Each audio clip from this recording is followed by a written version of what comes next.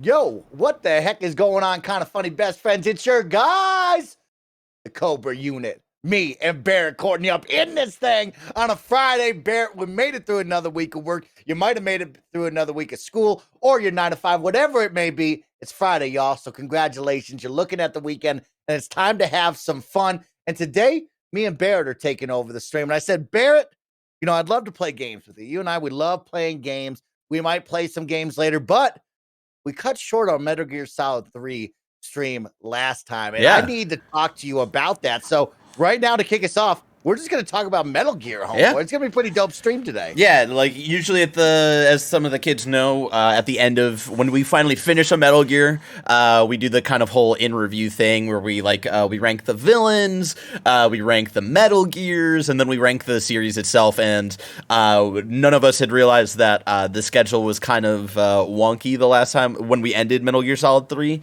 so we didn't have time to do that, and we had to cut that short. So we thought it'd be fun to actually spend some time and have those conversations, especially since we're right off the tails of Metal Gear Solid 3. And Mike, I'm just excited to hang out. We started the week together on the stream, of course, earlier this week with the full Batman Arkham City full playthrough, where we were playing that game for 8.5 hours until we rolled credits, and it was definitely a way to start the week, but it was a fun one nonetheless. And I'm glad that we're here again, wrapping the week out together. Before we get into Metal Gear, though, we need to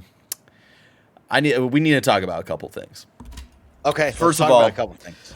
I was on camera earlier today. We had our Friday meeting, and I got this new hat, and it's the Angry Fist Arnold. How did you read my mind? I was going to ask you, what the heck is up with that mask? That hat, you got the Arthur hat. Yeah, we got the Angry Fist Arthur hat, and no one complimented me on it during the meeting, and I was like, damn. I was really I turned my camera. My camera is usually never on for the Friday meetings, but I was like, I want to show off this hat. No, I thought Roger would have said something at least, right? And I got absolutely nothing from anybody. I was like, damn, man. And I have nowhere else to really show off the hat, so I wanted to show off the hat today. I got a wedding to go to later today. Maybe I wear the hat to the wedding. Take the hat. Let them know. The other thing, so I'm just bringing that up just for jokes, because it's the first time I've had a new hat in a long time. So we have that. The second thing before we get into Metal Gear is someone tagged me in this tweet last night, which is this account, YouTube Thumbnails, which they just tweet out thumbnails that they think are really dumb. And so they tweeted out the second episode of the Arkham Files thumbnail, which says "You feel like Batman," which is a meme, right? That was something that Dunkey famously talked about for games journalists, of how they say oh, you feel like Batman, you feel like Spider-Man, you feel like Kratos and stuff like that. And that was kind of the purpose of the video, was talking about that, how journos get made fun of that, but there is a specific reason of why Arkham City makes you feel like Batman. So just the thumbnail itself, I was like, yeah, we were definitely leaning into the meme of it, and so I just thought it was funny. Someone tagged me in that last night. I was picked up. Yeah, I was like, all right. I wish they, and they don't do this for anything that they tweet out. I was like, but put the link in the fucking tweet though, tweet out this shit. So I thought that was funny. Anyways, if you haven't already, go watch the second episode of the Arkham Files. It's all about why Batman Arkham City actually truly makes you feel like Batman. Episode 3 comes out this Monday on the 8th year anniversary of Batman Arkham Origins.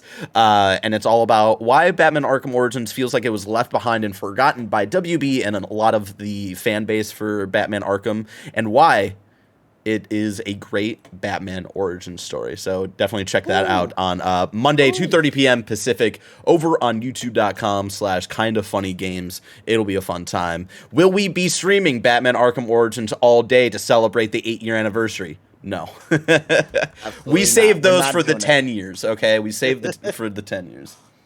I love that, and that makes me smile, because that was a really fun stream. The Arkham Files have been terrific, Barrett. So everybody go check those out. youtube.com/KindaFunnyGames. Make sure to check it out. I got another fun one for you. Sushi Sloth 100 writes, Kind of Funny crew, I know you guys love movies, so you got to go together to see Dune at the cinema/IMAX this weekend. You know what, Sushi Sloth, I'm happy to report that a number of the Kind of Funny crew have watched Dune. They're currently recording a special one-off screencast right now. That's why about I'm the doing the review stream of with you Dune. today, because And Kevin's got to talk about all the Dune gotta talk stuff. about it.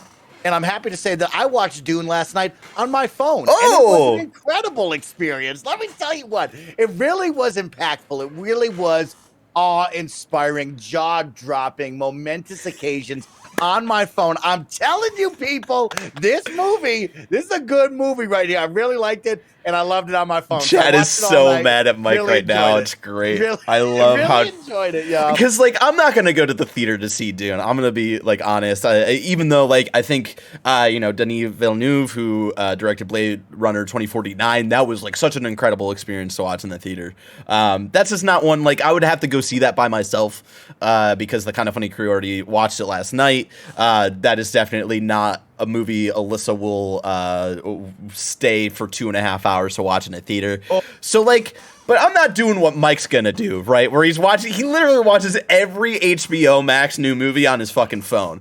I at least have a really nice 4K OLED TV back here with the sound bar where I can control the sound. Because that's the other thing, is I've heard this movie is really loud, and for some weird reason I've got old man ears, and if anything's too loud, my ears start to hurt. So at least I've got my sound bar where I can control the the level of the audio and stuff like that. So I'm just saying that no, I'm not going to get that theater experience. Am I a little disappointed by that? Yes, because I know how great Blade Runner 2049 was in theaters. So I can only imagine how cool Dune is in that experience. But at least I'm watching it on a 4K OLED TV and not on a fucking phone, all right? I'm watching on the iPhone 12. This is exactly what Apple wanted me to do. They said, Mike, we're going to give you the power in your palm. And I said, hell yeah, brother. So I'll tell you what.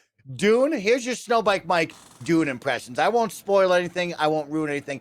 Dune is dope, y'all. All right. 2.5 hours, that was an absolute blast. I love the sci-fi tech. I love the world that they built. They got a lot of cool actors where you're like, hey, I know that, jabroni. That's dope, right? And then there's some cool action pieces. There's some love interests with crazy blue eyeballs. I mean, all in all, great experience. Watch it on your phone. Watch it on the IMAX. However you choose to watch it, go watch it. It's dope. It's really dope, Barrett. I really liked it. I'm glad you enjoyed it. I do want to check it out. I don't know if I'll have the time this weekend. There's a lot of games to be played, some things to work on over the weekend, hanging out with, my dog and my wife.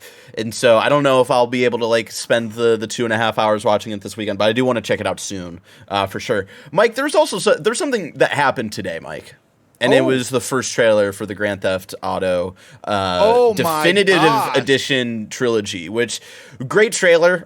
We talked about it on Games Daily. I think I thought it was a smart idea for them to lean into how cartoony that art style looks today, and them leaning into that. It reminds me of a remaster that we both love, which is Destroy All Humans, and how they really leaned into how cartoony that feels today.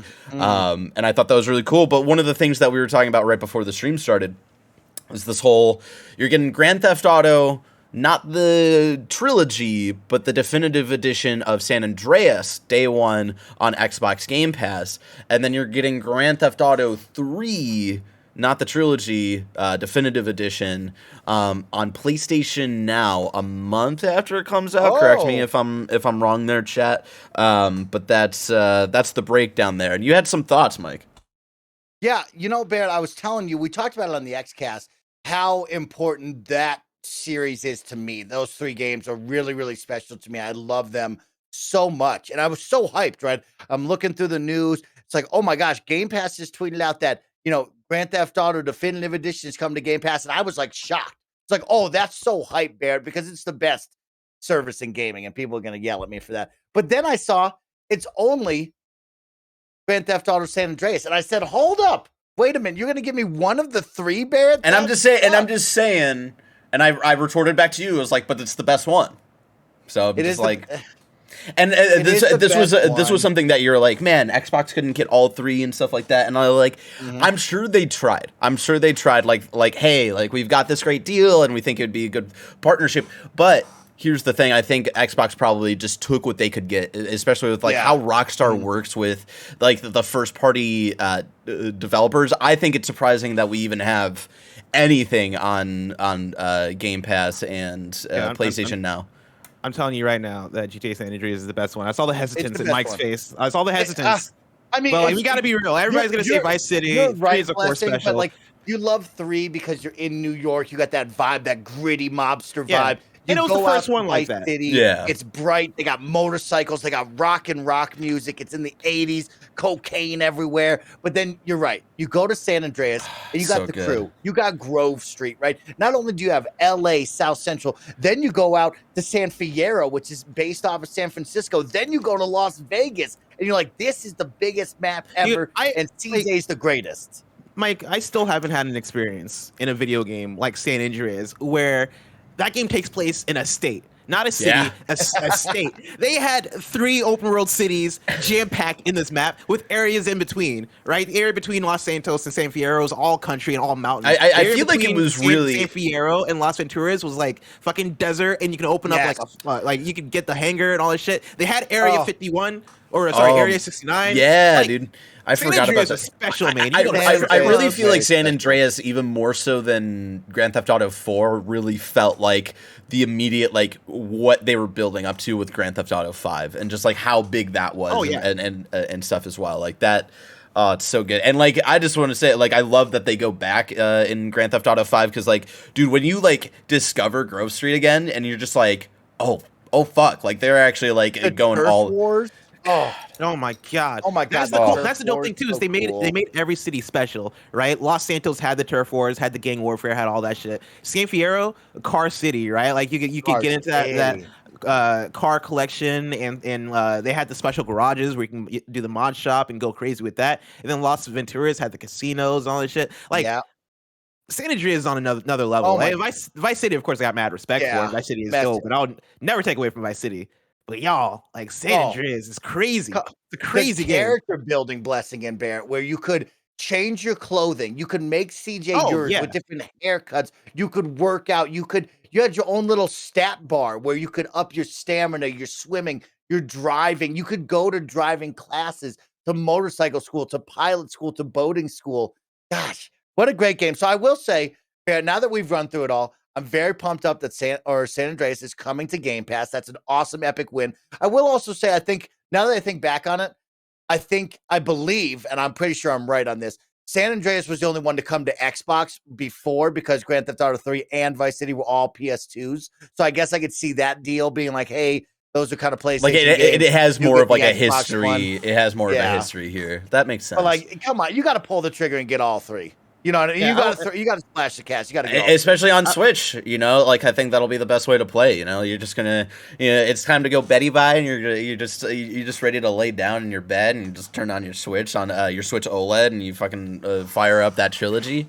Hell yeah. Mm-hmm. I will also say that, like, you know, you guys were talking earlier about the Xbox Game Pass and like San Andreas being on there, and how Xbox is probably fine for that. My read on it is more so that I think Rockstar probably went to both PlayStation and Xbox and were like, "Yo, can we give you one each?" Like, not necessarily in like a sing conversation, but in a, hey, like if we give you we want to put San Andreas on Game Pass because it's going to advertise the rest of the thing, the rest of the trilogy in like a more of a marketing kind of way. And I think that makes sense with PlayStation Now as well. And so like, you know, I think it's them kind of nickeling and diming, going, "Yo, how do we get people in this so that they want the rest without us putting out a demo?" Yeah. Oh my god, and it's just, it looks so good. Right, like it's crazy that they took what it was to what it looks like right now for this definitive edition. I'm really impressed with how they elevated it. I didn't see that coming. I didn't see it coming like that. We were talking in our, I guess that wouldn't line up. We were talking in our meeting, I think, about plans for like upcoming shit and like Extra Life and stuff. And depending on whenever that lands, I was like, dude, I might hit up Mike and be like, "Yo, what if we played some GTA for a few hours? Would that be appropriate for the kids? I don't know, but like, I'll do that." I mean, it's not that the games need to be appropriate for the kids, you know. Oh, of course. Bye, Mike. Oh, snap. I was about to leave, but I don't want to leave you alone here, Barrett. Yeah, this got a little weird, you know. Yeah, it's wild. It's wild. Are you gonna play through the stories? Because I think I might finally. I don't know. That's the other thing, and that's why like I don't mind having it on Switch, because it's like it feels like a when I get to it kind of thing, right? So it's just like I like having that like not as intense pressure of having the trilogy on the Switch, especially because like we're talking during Games Daily, like it's gonna be, there's a lot happening in November, so I just I just like I like having that casual kind of You're in commitment bed, there. Yeah. got your Switch out, playing with it. Hell yeah, hot. I might get it for both. Honestly, I might go crazy and buy the Switch version. You're gonna spend $120 on this fucking remastered trilogy. Well, hopefully we get codes. I would hope we get codes, but in that way I would just have to spend the $60 for the other version. But I would also consider doing like this. I would have to figure it out because if I could get just GTA 3 on PlayStation, and then San Andreas on Xbox, and then just buy. Oh, I guess you couldn't buy Vice City, could you? Yeah, you'd need to get the trilogy. I'll be down to spread the love. Yeah, I'll be down to get one of them on Switch and then the others on another platform. But I don't know if I can do that now that I think about it. Just seeing like the comparison, like this makes me miss making graphics comparisons at IGN of just like doing like the whole like the swipe and stuff like that, especially for like games like remakes. Like I remember I did the graphics comparison of what was it? Also, why is I'm looking at this now? Mike is in Screencast right now. Why? He's got to talk about it. He watched Dune last night on his phone, so they probably asked him to stop by. It would have been cool if he gave me a heads up about it, but all right, cool. This strikes me as Kevin just pulled him in randomly, which is the most like Kevin. If I wasn't here, it would just be you just out here. Yeah, dude. That's really funny. And people got mad at me when I did that shit. Come on. Another piece of content. That's really funny. At least ask permission first. Yeah, I remember doing the Spyro remake graphics comparisons and stuff. That was a fun time. I miss making graphics comparisons. They were fun. Hey, remember Mafia when that came out? Mafia Remastered last year? I do. I played through all 3 of them last year when the remake came out. Because I played the Mafia 1 for the first time. Because I had never played the original, so I played the Mafia 1 remake, and then I remember the first thing that I played on this 4K TV, OLED TV, was Mafia 2. And it wasn't even a remake, it was just the remaster, so it was just like this PS3 game with like kind of like up-res graphics, and I was like, this is the best thing to like debut with my 4K Those TV. Mafia remakes look really good too. Did Kevin just drag you into the fucking Dune thing, Mike? Yeah, they wanted to know if I fell asleep during Dune, and of course, I gave them the same review that I gave all of you. That it's like, no, when you have this iPhone 12 Max bumping into your eyes like this, there's no way you're falling asleep. That's fucking ridiculous. What was I gonna say? Yeah, Mafia, pretty great trilogy. Mafia 3, still my favorite, but I understand people's criticisms of it. I think the story How did the Mafia remasters or remake? How did those look compared to this GTA Trilogy Definitive Edition? Well, the Mafia 1 is like a full-on remake with like new voice. Like that looks like a game that came out in 2020. Gotcha. The remaster for Mafia 2, like they did a remake for 1, they did a remaster for Mafia 2, so I'd feel like that's a little more on this level of Grand Theft Auto. And then Mafia 3, I don't even know, like they re-released it, but I don't even know like what was different about it. But it was still like, I'm cool to like clear out this world of this Italian mafia and fuck up a couple of dudes. As I forget the main character's name in Mafia 3, but I really like the story of that game. But I understand that the open worldness of it can get a little tiring. Whereas like Mafia 1, I think like has like the really good, well told story, and it doesn't. It's just like almost like a linear single player game that just happens to be kind of in an open world setting. So anyway. Gotcha. We've talked enough about random shit today. I know the chat is here for the Metal Gear talk, so let's get into Metal it. Gear? Yeah, right, let's let me give the Metal quick Gear. rundown and let's do this. Yo, welcome back, everybody, over there in the Twitch world. Today is Friday, and we're back at it again with another Kind of Funny Games afternoon stream. Today, I am joined with Cobra Unit because we are going to be talking all things Metal Gear Solid 3 Snake Eater. It's a full spoiler cast. We're hitting the rankings. We're breaking down what we thought, and of course, then I'm going to tell you when we're playing Metal Gear Solid 4, because I see you over there in the chat wondering when it is. And guess what? It may seem so far away, but really, we talked about it in the morning meeting. It is much closer than you thought it was. Yeah. So we will be playing Metal Gear Solid very, very soon. I can promise you that. But we are going to be a little bit away from that. Don't forget that tonight, twitch.tv/KindaFunnyGames at 7 p.m. to 9 p.m., we are hosting our the finale of the Kind of Funny Horror Nights with me, Kevin, Tam, and Chris Anka playing Phasmophobia, and then I have a very special game afterwards that I've told nobody about, and it's supposed to be really spooky. So you want to tune in for that. It's going to be a crazy, weird experience that nobody knows about but me. So I can't wait to show Can you I all. guess what it is? Yes, take a guess. Take a guess. Is it? And this is just me. What I hope it is. Is it Amnesia? Negative. Okay, It is okay. actually not a game, Barrett. It is a live interactive experience that you don't want to miss out on. It's supposed to be weird. It's supposed to be freaky. It's going to access your Facebook account, which I know none of us use Facebook. God. But that's how like weird that. this thing is going to get, just so everybody knows. So make sure to keep an eye out for that. That's happening there. Today we're doing the Spoilercast. Tonight we're doing that. Then, of course, next week we have a jam-packed schedule that you don't want to miss out on. We're going to play The Visage, which I know you all loved on Monday. We have an awesome sponsored stream with our friends over at NVIDIA for 3 full days. We're going to be playing Guardians of the Galaxy with all of you.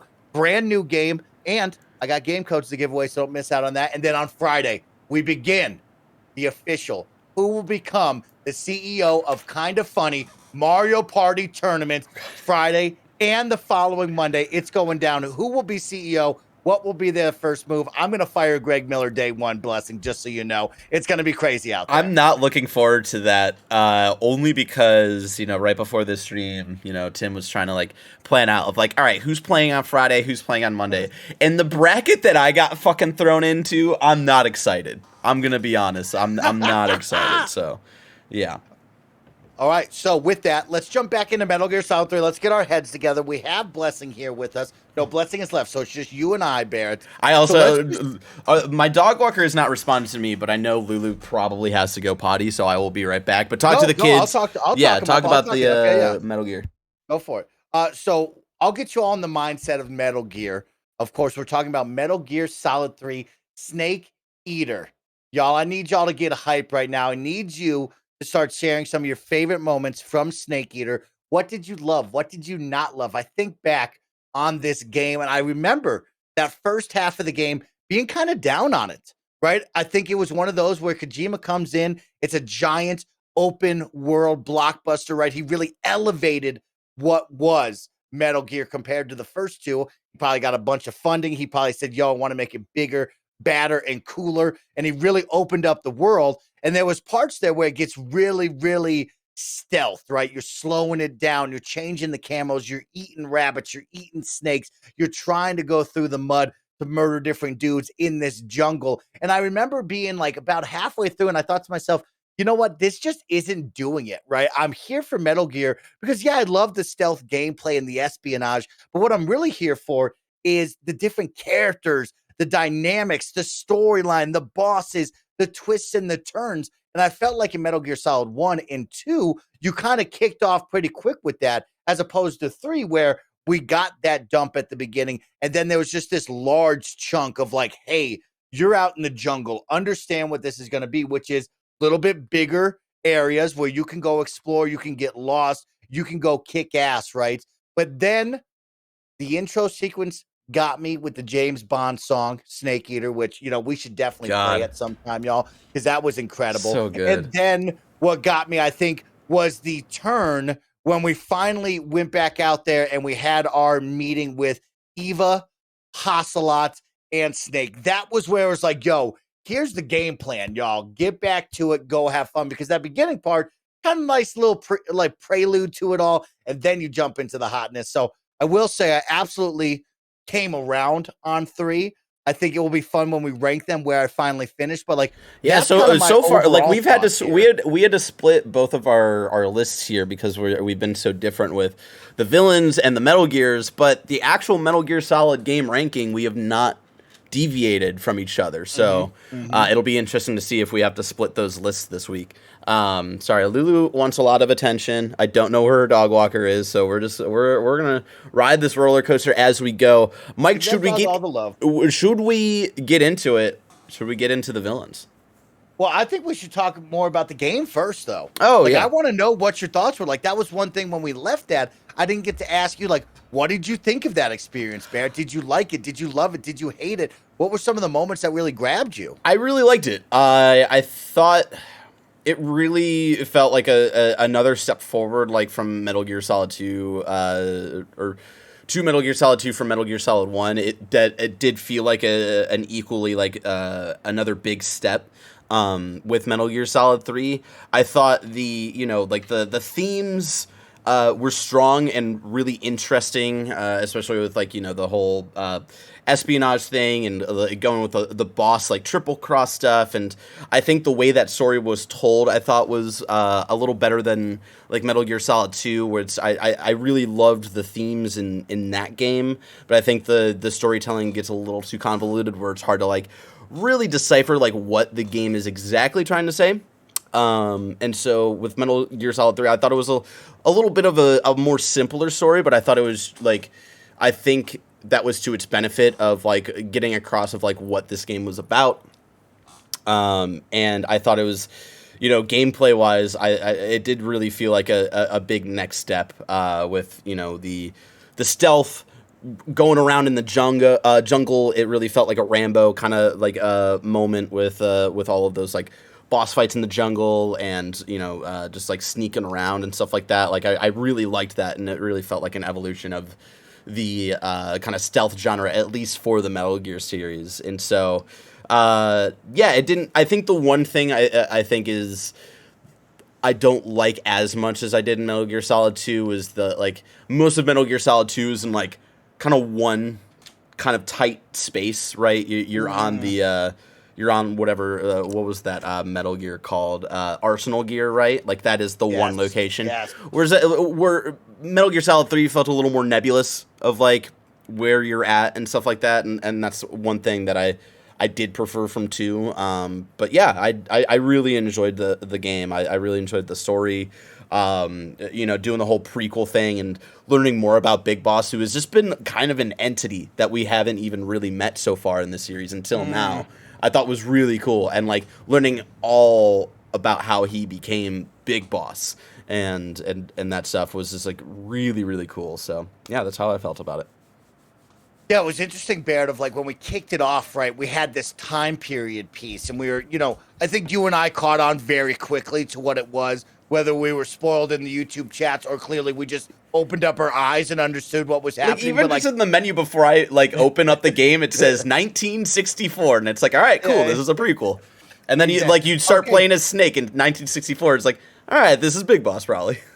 Exactly. And so I think it was fun of like, when you look at that, right, all of a sudden, bang, you're in this different time period. It isn't Snake, but it looks like Snake, and who could it be? And then, like, you have the realization of, like, oh, snap, we're going to find out what Big Boss, this, like, just storied, character that we had over the first 2 games, what he's all about. And I think it was really cool to learn the story about this guy and see what was going on and experience that. And I hope that one day we get to do more. I don't know if there's more in that, you know what I mean? If there's a game that follows the next Big Boss story. But that was really cool to see, like, okay, this is what he did to become Big Boss. This is why he's so storied and so special. And this is why, lore, like, like even when you get to the end, right, where it's like, why like they wanted to make clones of him, right, and like the perfect clone of him, and then you kind of learn of like how much of like a quote unquote perfect soldier he is, and them wanting to like always have that around. So the whatever you want to call them, the philosophers, the patriots, or whatever. Like it's just, it was really cool to kind of see like more of the origin of this universe.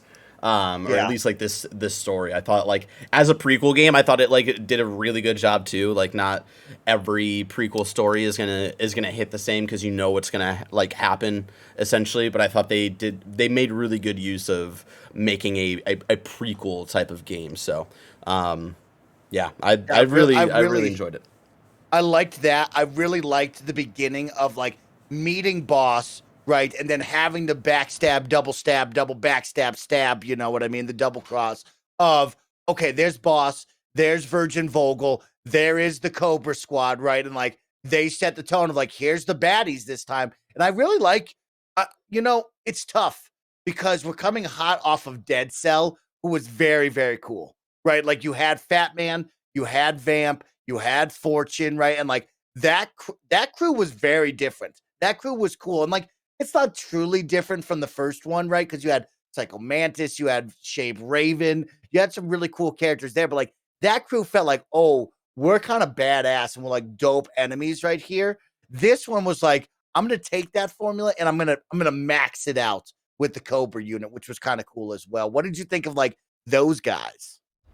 The Cobra unit, I really enjoyed them. I thought overall, I think they stood out a little bit more than Dead Cell, because especially like how Dead Cell is treated a lot throughout Metal Gear Solid 2, they felt more of like this mysterious like it was like a slow kind of ramp up where it's like you kind of get like clearly introduced to the Cobra unit at the beginning, like near the very beginning of the game, and you know you're gonna face off against this weird wasp dude and this guy who looks like Vamp and like all of this stuff. And so I also, you know, the boss fights were definitely the most visually where I was getting up like frustrated, and that was a combination of like some things not aging well, but also me not doing the things that I wanted to do in certain ways, right? And getting frustrated more at myself than the game, because I'm also like trying to like make sure we like do enough during a stream so we can like actually feel like we made some progress and not stream through this game for like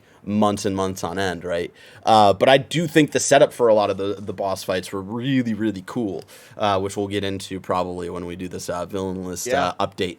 I want to give a big shout out to Wildcard 777 says the Cobra unit didn't monologue as much, and I think that is something as well where you don't connect that much with those characters as That's you fair. did with Fortune, Vamp, and the other ones, right? Because like they did monologue, they told you their story, they told you why they're bad and why they're in it, and it was very interesting. Of like, yeah, you never here's just really a unit learn of about crazy them dudes. in the moment, right? Like we were confused about the Fury, and then it was like, oh, we learn about him later through a conversation with the boss, right?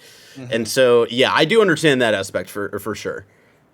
Yeah, and so yeah, that was cool. And then like the setting, right, of being in Russia, going through that jungle, then up to the mountain's peak, and then into the big Shagahad facility, right? Shagahad facility had very reminiscent reminders of Metal Gear Solid 1 and 2. Nice little different color palette as well, Barrett, right? We got to see a library, we got to see a science area, we got to go through different spots. So like it wasn't like, oh, this is just gray and blue, but I did like the color differences. And then when you go to the a little jungle, more rustic, right? a little more rustic this time around. Yeah, a little more like tans, reds, oranges, some greens in the jungle. So that was really cool. I really did like that he expanded upon it and made it so much bigger. Like I think of you in the river that one time and the dudes were floating above you, you know, chasing you down the river. Or then all of a sudden you were up on the mountain's peak and you got in the turret gun and freaking ripped that goddamn helicopter out of the sky. It was so awesome, you know? God. Should we get into it? How cool. How cool. This is a cool I'm trying to series, think man. if there's anything else that I'm trying to remember that I loved or hated. I mean, I will say that when we do these rankings, I've really loved the twists and the turns from 1 and 2. And I think 1 had a great twist and turn the whole way through that it kept us on our toes. 2 really saved the crazy twist until the very end when he had the big expedition dump. This one definitely leaned in towards the back half of it. And even then, it didn't feel like as like, oh shit, the whole world's going to change because of this, right? Like the one guy was hacking into the mainframe of everybody's phones and everybody's internet and was like, yo, you can't send messages out. I'm going to control the message because we're the philosophers. Yeah. This one was more like, yo, I got a bunch of money and I'm taking over the world. Yeah, again, it felt a little more straightforward, which is, like I said earlier, I appreciate a little more. And like, yeah, I feel like the big twist is like the Eva stuff and like the stuff with the boss at the very, very end, where we get a little more of explanation of like, even though we had to fight her, that was her like specifically still helping her country, right? And that like leans into the song itself, like I give my life not for honor but for you, where she's literally giving up her honor in the history books of time. She will always be looked at as a villain, even though like that was the role that she decided to take on specifically for Big Boss, for the U.S. and all this stuff. So it's just really, really cool. Again, a lot of specific aspects to talk about while we go through it. So, okay, so we got for our rankings, we have the overall game, we have the villains, we have Metal Gear, and then of course the music as well. We got to rank. We got to rank that music. Music is just too. I mean, there's only one song that like we really like have to rank, I guess. Though. I mean, it's one song, but then there's also the soundtrack, right? You go from the jungle to the mountain, the different boss battles.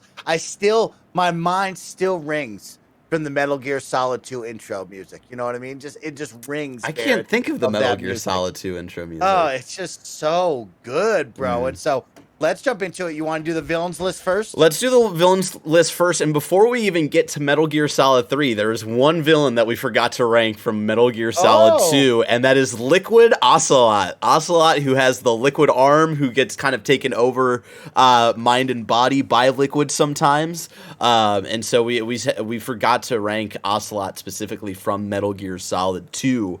A look at my list yeah. Who said that? Who's telling you what? Yeah. Really? Yeah. We even said when we were ranking Ocelot. No, it's Liquid Ocelot, bro. It's Liquid Ocelot. There's 3 Ocelots. There's Revolver Ocelot from Metal Gear Solid 1. There's Liquid Ocelot from Metal Gear Solid 2. And then there's Major Ocelot from Metal Gear Solid 3. So I think they're y'all are really pushing it, but I'll take it. I think they are separate entities, and I think they serve different purposes in the game. So if we want to take a look, my villain list currently is number 1, Solidus Snake from Metal Gear Solid 2. Number 2, Psycho Mantis from Metal Gear Solid 1. Number 3, Sniper Wolf from Metal Gear Solid 1. Number 4, Olga from Metal Gear Solid 2. Number 5, Cyborg Ninja from Metal Gear Solid 1. Number 6, Fortune from Metal Gear Solid 2. Number 7, Fat Man from Metal Gear Solid 2. Number 8, the Patriots / Philosophers, whatever you want to call them, from Metal Gear Solid 2. Number 9, Liquid Snake from Metal Gear Solid 1. Number 10, Vulcan Raven from Metal Gear Solid 1. Number 11, Revolver Ocelot from Metal Gear Solid 1, and number 12, Vamp from Metal Gear Solid 2. And I'll look at Mike's villain list. Number 1, Solidus Snake. Number 2, Liquid Snake. Best. Number 3, Sniper Wolf. Number 4, Vamp. Number 5, Fortune. Number 6, Fat Man. Number 7, Cyborg Ninja. Number 8, Revolver Ocelot. Number 9, Olga. Number 10, The Patriots. Number 11, Psycho Mantis. And number 12, Vulcan Raven. To start off, just to make this quick, because I know Metal Gear Solid 2 is a little less fresh in our minds, I want to put Liquid Ocelot at number... I'm going to put him at number 6, below Cyborg Ninja, but above Fortune. I don't think we got enough of him in Metal Gear Solid 2, but I think he's just still such an interesting character, and even more so interesting in 2 than he was in 1, just because of who's side is he on, who's he really working for. Then there's the whole Liquid aspect where he's got the ghost personality of Liquid in him and stuff like that. It was very very interesting story-wise. So I want to put Liquid Ocelot at number 6. That's good stuff right there, Bear. That is good stuff. And if we were to call it right now, that's the most recent Ocelot too. That is the Ocelot we know as of right now today. The most modern Ocelot, yeah. Yeah, that's the most modern Ocelot, is the jabroni with half an arm who'll be screaming and stuff. Interesting. You brought up a good point, Baird, and I'm really happy that you in the Twitch chat, kind of won me over there. You're right. There is 3 different forms of Ocelot. And as I take a look at my list, right, it's going to be tough to crack the top 3. I'm going to be honest with everybody. It's going to be very tough. You love your Solidus, you love your Liquidus, and you love your Sniper Wolf. I love this team right there. Then I look at Vamp, right? Vamp Daddy, very, very solid character. Fortune, solid. Fat Man, solid. Cyborg Ninja. Here's what I'm going to do, Twitch chat. Bear, you brought up some great points about Liquid Ocelot. Yes. And what's he doing? Where's he at? Where's he at today? Because he's our most modern jabroni. I'm going to put him, ready for this? Number 4 on the list. What? Above Vamp or below? You want him above? Right after Sniper Wolf, above wow. Vamp. Now, Vamp is going to get bumped, but Vamp is also out in the streets, we believe. Vamp right.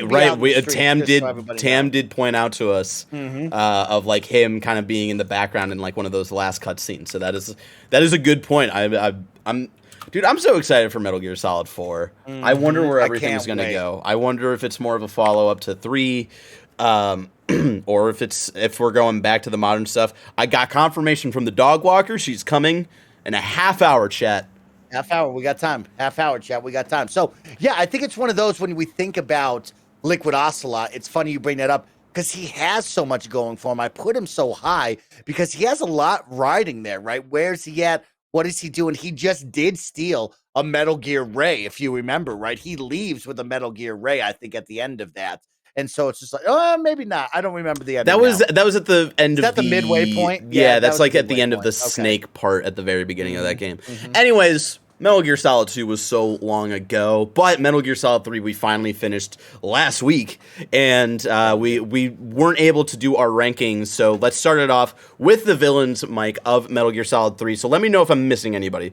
I've got the pain, the fear, the end, the fury, the sorrow, and the boss, and Colonel Volgen, and Major Ocelot. I think that's who we got.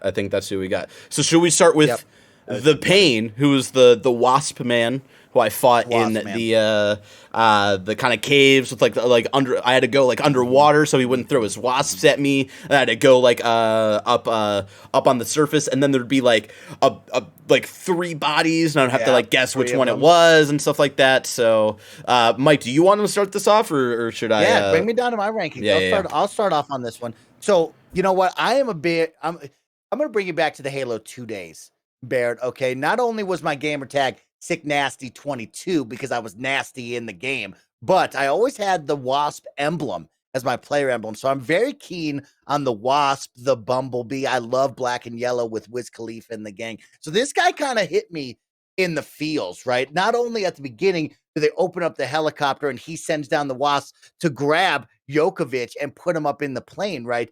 But he was shooting him at you. He had a cool little boss area where it was like half water, half of a rock cave. You had to go out there and battle him. And so when I look at it, right, then I start to look at my characters and I'm like, was he more enjoyable? Because like we said, it's going to be tough to crack the top 3, right? Was he more enjoyable than Liquid? No. Was he more enjoyable than Vamp? Absolutely not. Vamp ran on water, just so you know, Barry. He ran on water. Okay, but it was like a specific kind of water, or it was like he ran on water. Then I got Fortune, which is going to be very hard to beat because she had an incredible story going on. Fat Man, right?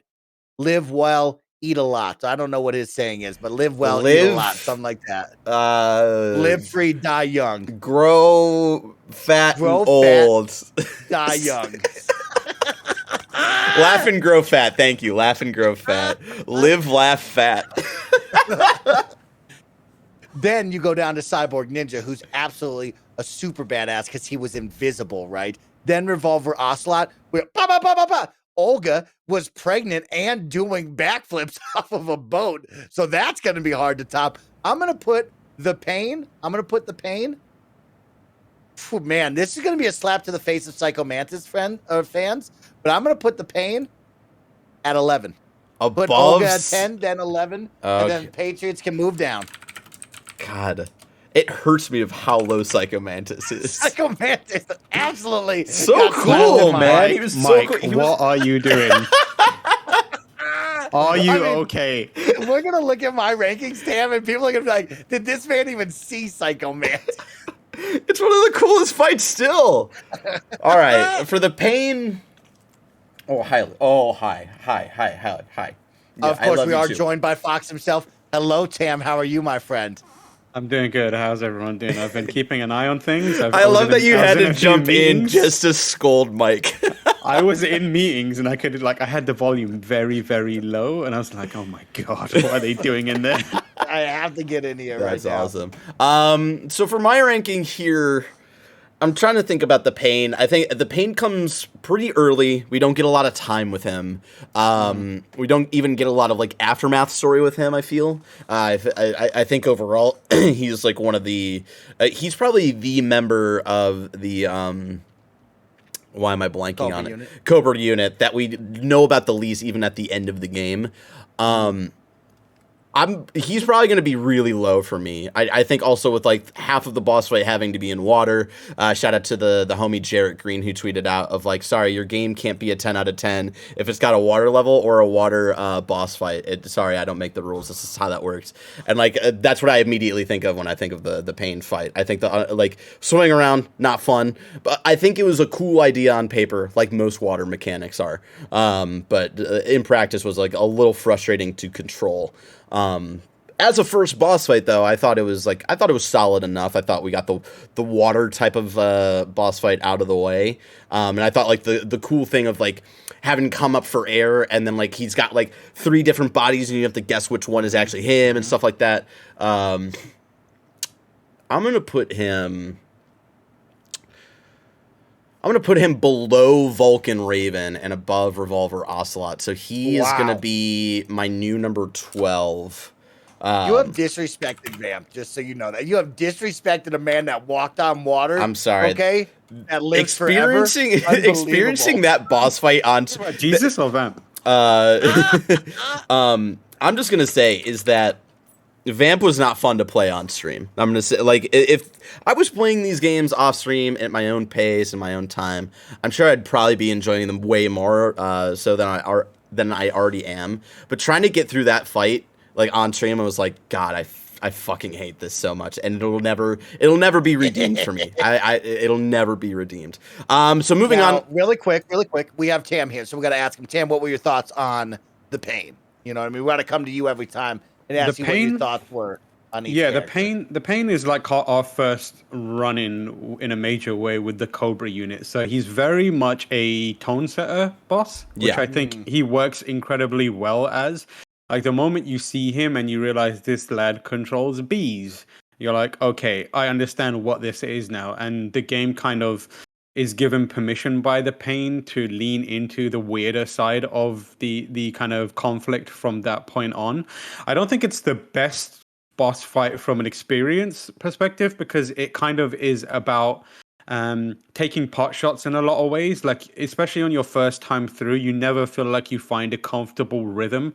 And that's partly because it's hard to kind of monitor the boss and also get a feel for how he moves and what kind of pacing his attacks are, because you're constantly diving into water and your brain is having to focus on swimming, which is as far as I know, your first real instance of swimming mechanics in the game itself. So you're kind of grappling with having your back against the wall against this boss fight, who's a boss who's very unconventional, while also trying to understand swimming systems and kind of like also trying to pull in memories of how it worked in Metal Gear Solid 2 to do it. So I don't think it's a bad boss fight. I think it's a very entertaining boss fight and a great tone setter. But it's also kind of like pulling you in a lot of directions where you can't really get a good feel for, or you can't really put yourself in a place and a mindset where you just enjoy that boss fight. I think it's way more fun on the second time round where you realize exactly what you need to do and you can kind of have fun with it. But it is a lot of like swimming around in circles and trying to break line of sight with this against this boss fight who's firing bugs at you the entire time. Nailed it. Next up, we've got who was it? The Fear. Where we fought him. He's the man who looks a lot like Vamp. I can't tell if Mike is frozen or not. It looks like Mike might be frozen and has abandoned me. I'm back. Okay, you're back. You're back. Okay. Yep. You scared me for a second there. So yeah, we got the Fear, who very much looks like Vamp, and Mike is convinced that he's Vamp in some way, shape, or form. We walk through the Fear's battleground before we actually fight him, and you kind of think of like, if there feels like there should be a fight here and nothing happens, and then you come back and the Fear has all these traps laid out for you. He's hanging out in the trees. He can turn invisible. If you try to take out his stamina, he can eat food to bring that stamina back up, all that stuff. Mike, where are you putting the Fear? Okay, so you know what? The Fear for me, I was really excited because I was like, oh shit, Vamp is back. Right? Like, that was very cool to me. Then he started running around like a lizard man, and I was like, you know what, bro? You've completely lost it here. You get poisoned by your own poops or whatever was happening there. Very disappointed in this guy. This man right here, gonna go bottom tier. He's my 15. Put him at the bottom. Wow. I'm surprised there. Not a big fan of this guy. You know what I mean? I like that he was all over the place, climbing trees, trying to poison you, trying to get you to run through traps, running to get to the frogs first. You could poison him with rotten food. Just, didn't feel the fear. Didn't feel the fear at the end of the I liked day. the mechanics. It was frustrating to play on that first kind of playthrough, again, kind of similar to what I was talking about with Vamp, of just the situation I was in while playing that boss fight was definitely frustrating. I know people were talking about me not having the thermal goggles made that boss fight way more frustrating than it usually is for most people. But I still in retrospect, I really liked the whole aspect of feeding him poisoned food and that messing him up, and most of the boss fights in here, I eventually just said, fuck it, I'm just gonna shotgun this motherfucker. So yeah, I would say at the end of the day, not the biggest impression from not such a huge love for the fear, but in retrospect, I did enjoy those mechanics. In just it was a very interesting way to handle that. I would probably, I'm going to put him above Vulcan Raven and below Liquid Snake. So he's going to be my new number 11. So there's the fear. Next up, we've got, or Tam's still here. Tam, do you have anything more to add about the give us your fear? I think you're kind of on point with the fear. In terms of your experience of it, I found him to be, he's like a taster of how you're going to eventually fight the end, where it's you need to be very aware of your surroundings and the environment. But obviously, if you don't have certain items, it's a little trickier. I really like the mechanic where you can poison him. And the way you stumble into it, generally you stumble into it by accidentally doing it, and then you're like, oh crap. Or you can, in a similar way, kind of get him to get caught in a trap. And for me, that is retroactively looking at it, it's also the first instance of something that we come to love in the Batman games with the boss fights against Mr. Freeze, that kind of using the environments to your own advantage. That was a big one for me, where I realized oh crap, I can do this and manipulate the environment. It does feel, and that's a good point too. It does feel again, in retrospect of being able to look back, it does feel like a more of a tutorial for the end in some way, shape, or form. So I appreciate that as well. Having rotten food and using it to your advantage is a fantastic way to approach that boss fight. But it's hard to know that is going to happen, so you can't plan for it by rotting your food intentionally, as that mechanic. But once you kind of know it, you can have way more fun with that boss fight. And it is in the moment, it's more about the discovery of that mechanic and using it to your advantage there, right. which can be done, and it's a lot of fun because of it. Not a bad boss fight, but not one of the best. Yeah. Next up, we've got, speaking of, the end, Old Man Sniper, that we have to fight throughout a bunch of different big areas. It's a game of stealth, where he's hiding, you're trying to hide but find him and sneak up on him. He can revitalize his stamina by laying around in the sun, because he's got that dope armor that your stamina is always good when you're metamorphosis, or no, not photosynthesis is what photosynthesis, all that crazy shit. So, and also we learned afterwards that we could have killed the end when he was in the wheelchair, on the dock there. Mike, I know you didn't love it in the moment. Where are you putting the end on your list? So the end for me as a viewer, right, watching it, not being able to run around, was kind of a really slow fight. I even think Sniper Wolf, she had a slower fight, but it was a better fight when you're going up against a sniper master like that. But I will give the end the credit that he had an incredible last line, just like Sniper Wolf did, where it lasts with you and really makes an impact. But when I look at my list right now and I think about the end is going to be very far down on the bottom here. And so I'm going to put the end at number 11, pushing the pain to 12.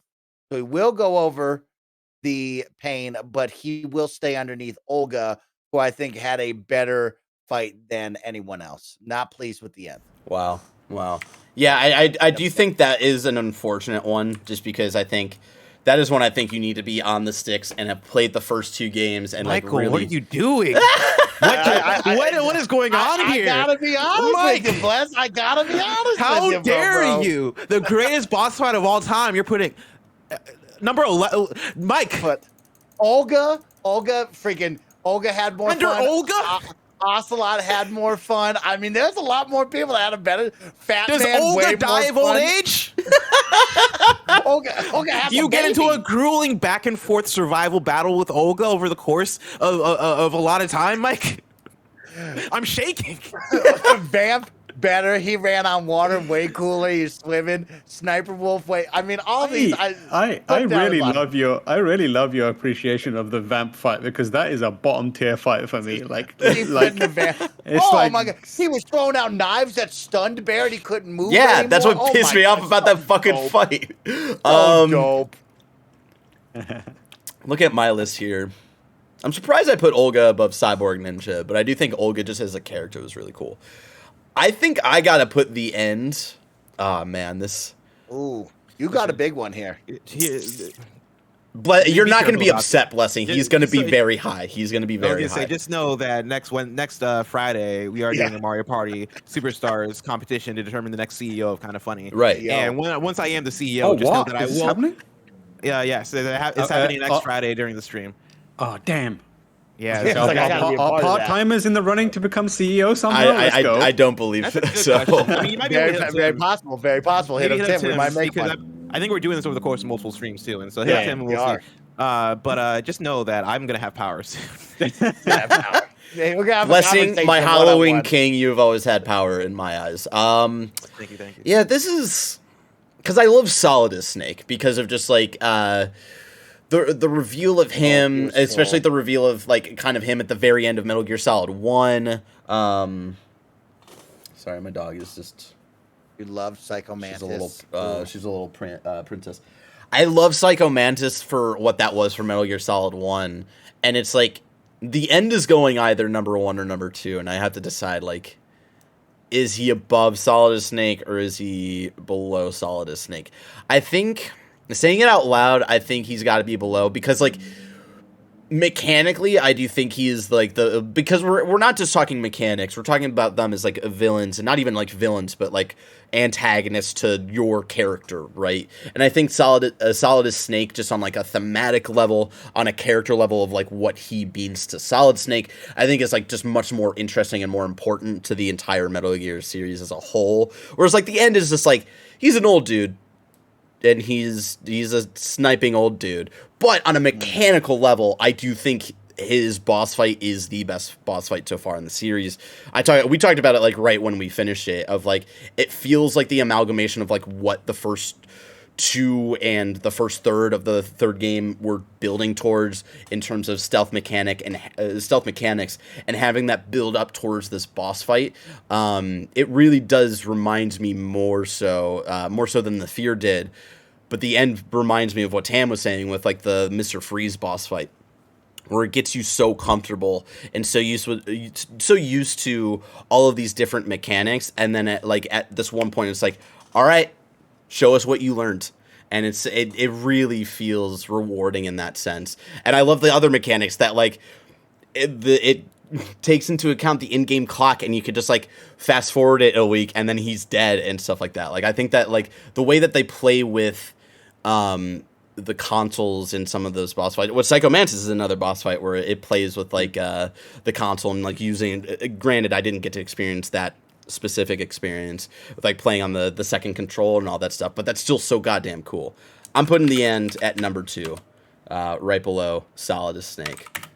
There you go. It's a solid ranking right there. That's where I thought you would put it. That's Yeah. where I thought you'd put it. That's a solid ranking right It's there. a Solidus ranking right there. You know. Let's go to the other 2 jabronis, Tam and Blessing. Tam, we'll start with you. The end. I know this is very special to you two. Talk to us. Yeah, about it. the end is like, in terms of boss fights, one of my favorite boss fights of all times. Like, I think it's a triumph in like non-linear game design. It's a boss fight that doesn't feel like a boss fight. It's easy to forget that that you're even in that encounter. And I think it realizes the theme and the kind of intention behind Metal Gear Solid 3 better than any other aspect of the game, where your challenge and your opponent and your enemy isn't just a person, it's also your surroundings, the jungle itself. And by placing the jungle, placing you at the center of that, every opportunity becomes available to you. So sightlines, terrain, animals, time of day, that kind of stuff. And you accompany that with your tools and how they interact with the world around you. And you've got this kind of mini sandbox of like design that you can really, really have a lot of fun with. I played the game entirely going for like pure stealth runs. Hold on. I got it. Barrett, I need you Yeah, to I was highlight. gonna say Blessing's about to get up on you here. I need you He's to gonna be in highlight his the full bag. list. I'm gonna teach you something on. He loves docs. That's what he told me. I He do. loves Nah, docs. I like doing this part. I like doing this. No, and then there's you can literally just press one button, Barrett. Just highlight the full No, thing. it seems and like he there's- likes doing this aspect of it. This is driving me insane. I love doing this. I knew. Blessing, I want you to know that He's doing I it. knew Hey, you were it's gonna fine say now. something about this. I was watching him do this, and I was like, Blessing told me he loves docs. He There is can literally say something. you can it will format it the exact same way if you just highlight the whole thing. Yeah, and there's a I was button gonna say at the something, top. but then I noticed that Barrett might be like me, where he likes this kind of rote kind of like tasks. Yeah. Oh my to fill god, time. bro. But yeah, I think the end I'm is gonna do like it again too. massively important, like as a in the broadest scheme of game design, as an encounter, because of the way it tackles it, and that's without even factoring in the quirks of it, the idea that you can manipulate time to kill him off, and the original intent wasn't for people to go into the system and change the clock. It was save, turn it off, and come back a little while later, and it would have done its thing. And like the fact that like that was put in there as something that someone could eventually discover is wild. And then the whole thing where you can kill him with a well-placed sniper shot many hours before you even meet him in the field of battle is incredible. It's that perfect confluation of like Kojima's quirks and Konami and Kojima Productions, Konami, the team at the time, like mindset of trying to always think outside of the box, versus the coming together with the themes of the game and the gameplay opportunities that it presents, while also paving the way for others to play it, experience it, and for it to become a point of inspiration in future ideas, games, and such. So I think this is easily one of the best boss fights in this game, but also one of the best fights in video games, period. Ooh. I like that, Tam. Blessing, you got anything to add to that? Yeah, no, I completely agree. I think I've said this before, that the end is probably my favorite boss fight of all time, and it's such a good boss fight that at the time I wasn't into multiplayer first person shooters like sniping. That was never really my thing. Okay, I gotta click off this screen. You can't watch it no more. I can't watch it. I saw Barrett format Mike's thing as well, and the whole time I was No, like, these ones are already formatted. These ones are already formatted. Don't worry. He can't do it. I can't take it. I was But, double checking to make sure that they were formatted.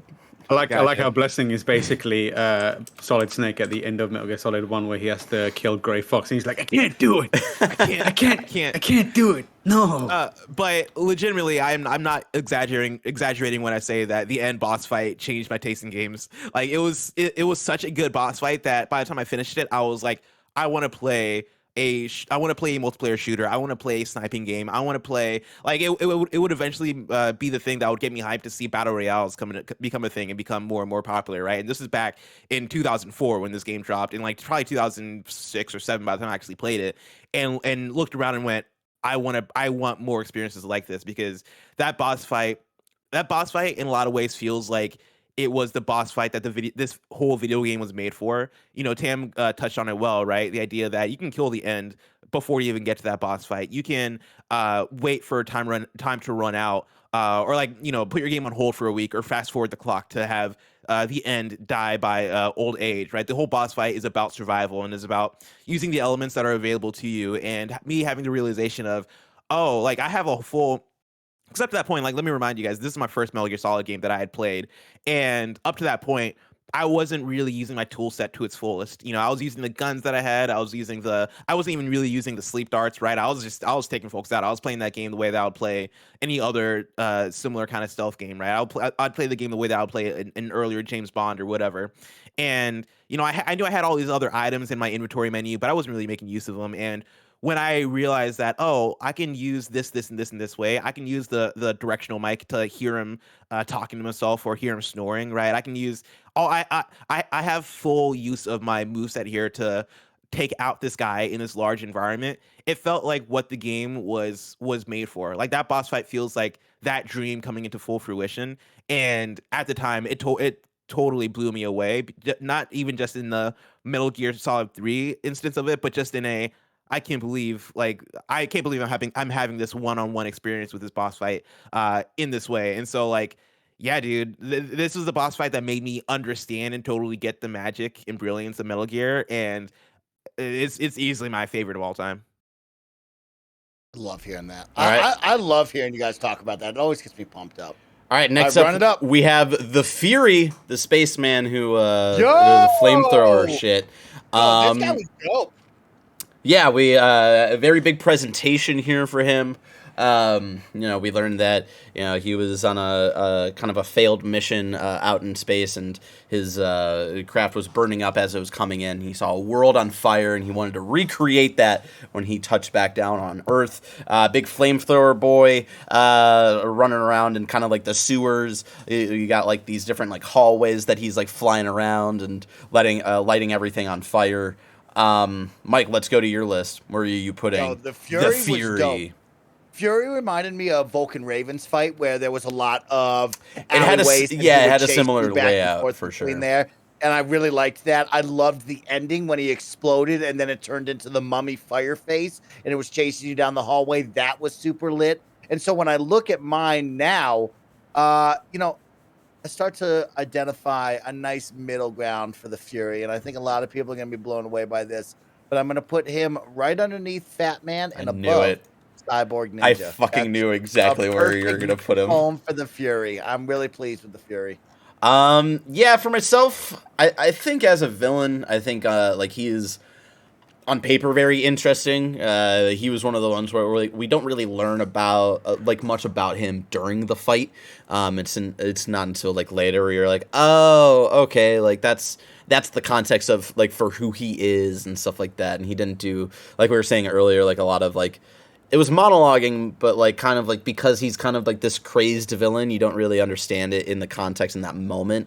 I think mechanically he was he was another one that I was getting frustrated with, and I was trying to take out like you know, with the stamina stuff, and then eventually I was like, all right, I'm pulling out a shotgun and I'm gunning this motherfucker down. Yeah, you did.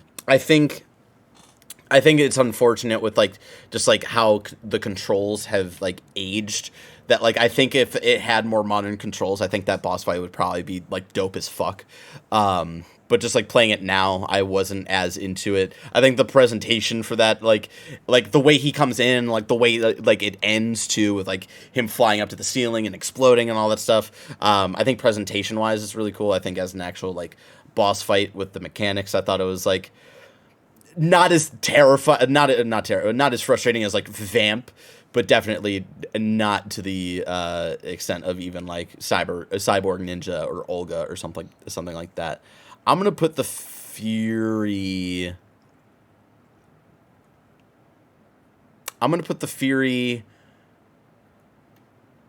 Below Vulcan Raven. Wow. Okay. I like that. Bless and Tam. Bless. Yeah. Bless. Let's start with you first. What did you think of this guy? Dude, this was one of the streams that I missed, so I don't even remember like how your guys' fight with the Fury went. But I know for me, the Fury boss fight was one that felt like it came out of nowhere. Right, yes. Where you walk in, all of a sudden, like he fucking comes through, and it's like, who the fuck are you? I haven't even heard of you. And so like I remember that being a moment, and I thought the spaceman stuff was pretty cool. The actual boss fight itself wasn't really memorable to me. You know, it felt like kind of a okay, cool, yeah, this is a boss fight, right? Like the animation of him coming through and like blowing shit up and breathing fire and doing all this shit, I think was cool. But in terms of the actual fight itself, was one that never really stuck with me as much as any of the other ones. But I think it's a fine boss fight, though. I think it's a pretty cool one. Yeah, for me, like I think mechanically it's very simple, and it's more about like what I liked about it was the kind of threat of danger was as powerful as anything else in the thing. Like the fire, kind of very erratic, propagating around you. It's like this sense of pressure that it really instills on you, and the actual boss fight itself is, in terms of logistically, mechanically, how you get through it is very simple. It is designed to be a reflection of the Vulcan Raven fight in MGS1 and the Fat Man fight in MGS2, where you're kind of like narrow corridors, all about movement. And those ones, they gave you a little bit of very space. grid-like system. Yeah, grid-like system, but those two previous iterations, they give you a decent amount of space to get things done. You can run up and down in the second boss fight with Vulcan Raven, and same with Fat Man. You're able to get some space. Whereas this is kind of like subverting it, where it's kind of pushing in on you, and there's a sense of urgency behind it. So I think it's like just filling that kind of template role in a way that succeeds, and also subverting it slightly. I think what elevates it a little more for me is it kind of represents not the ideology, but something important that was happening at that time. Obviously, the Cold War was a big deal, and the whole space race was a big part of the kind of conflict, or the rivalry between Russia and America. And this is about like those two that dynamic being explored through the side of, you know, spies and like global geopolitical issues, and also warfare and weaponry. But this is also an aspect that was important to that conflict, and the fact that they have this character who is, you know, talking about going to space before Yuri Gagarin and how we know it, and the impact of that, and taking the idea that it was something triumphant that that both nations work towards, and made it kind of tragic and kind of haunting for this one character, was thematically and tonally very strong for me. So for me, I think mechanically very simple, but it sticks with me as a good narrative and characterization moment within Metal Gear Solid 3 as a whole. Fair. God, it was just out of the blue, is right. God, what a cool one. What a cool one. Next up, we've got the Sorrow. Not the most traditional boss fight, not even the most traditional villain, quote unquote villain character, right? Very much in the background, very much like foreshadowing his appearances throughout the game, and then we get the river of death, where we have to walk through walk past every single character that we've killed throughout the game, and approaching him at the very end. He's blasting us with whatever the fuck it was that's like kind of damaging us a little bit, and it's more of a puzzle than a boss fight, I would say. Mike, how did you feel about the Sorrow? Where do you rank him on your list? Yeah, the Sorrow was kind of an interesting character. I like to call him Ghost Octagon, because he reminded me of that character, and I like that he was always around, right? There was always this vibe of like he's there somewhere, and then like when you would see the skies open and the heavens cry down, you knew he was a part of it and bringing some sort of thing to it. I loved that he was a ghost all the time. Like in the background, he gave you that one radio code, if you remember. That was very cool. The walk down the Death River was kind of interesting, right? A little symbolic, a little interesting conversation going on between him. I loved the story that we got with Tam and, of course, Boss, of like, who is this character? Why is he so significant? What was that like? And then seeing the overarching picture of the story, right? Of like, friends can become enemies at a moment's notice, and all of a sudden everything can change in your world. And that's what happened between these two. And it was really powerful, but like there wasn't anything going on besides listening to this and then figuring out the puzzle of, yo, you got to bite into that fake tooth we gave you to revive you, which was pretty cool. So when I look at my list of where this jabroni is gonna go,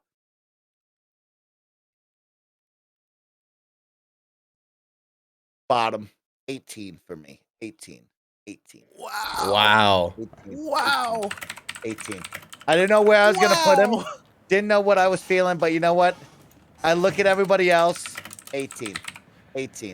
Chat, I need a poll. If there's a mod in there, which list is worse? Mike's villain list from Metal Gear Solid or the Spider-Man in review list? I need a poll. Which one's worse? 18.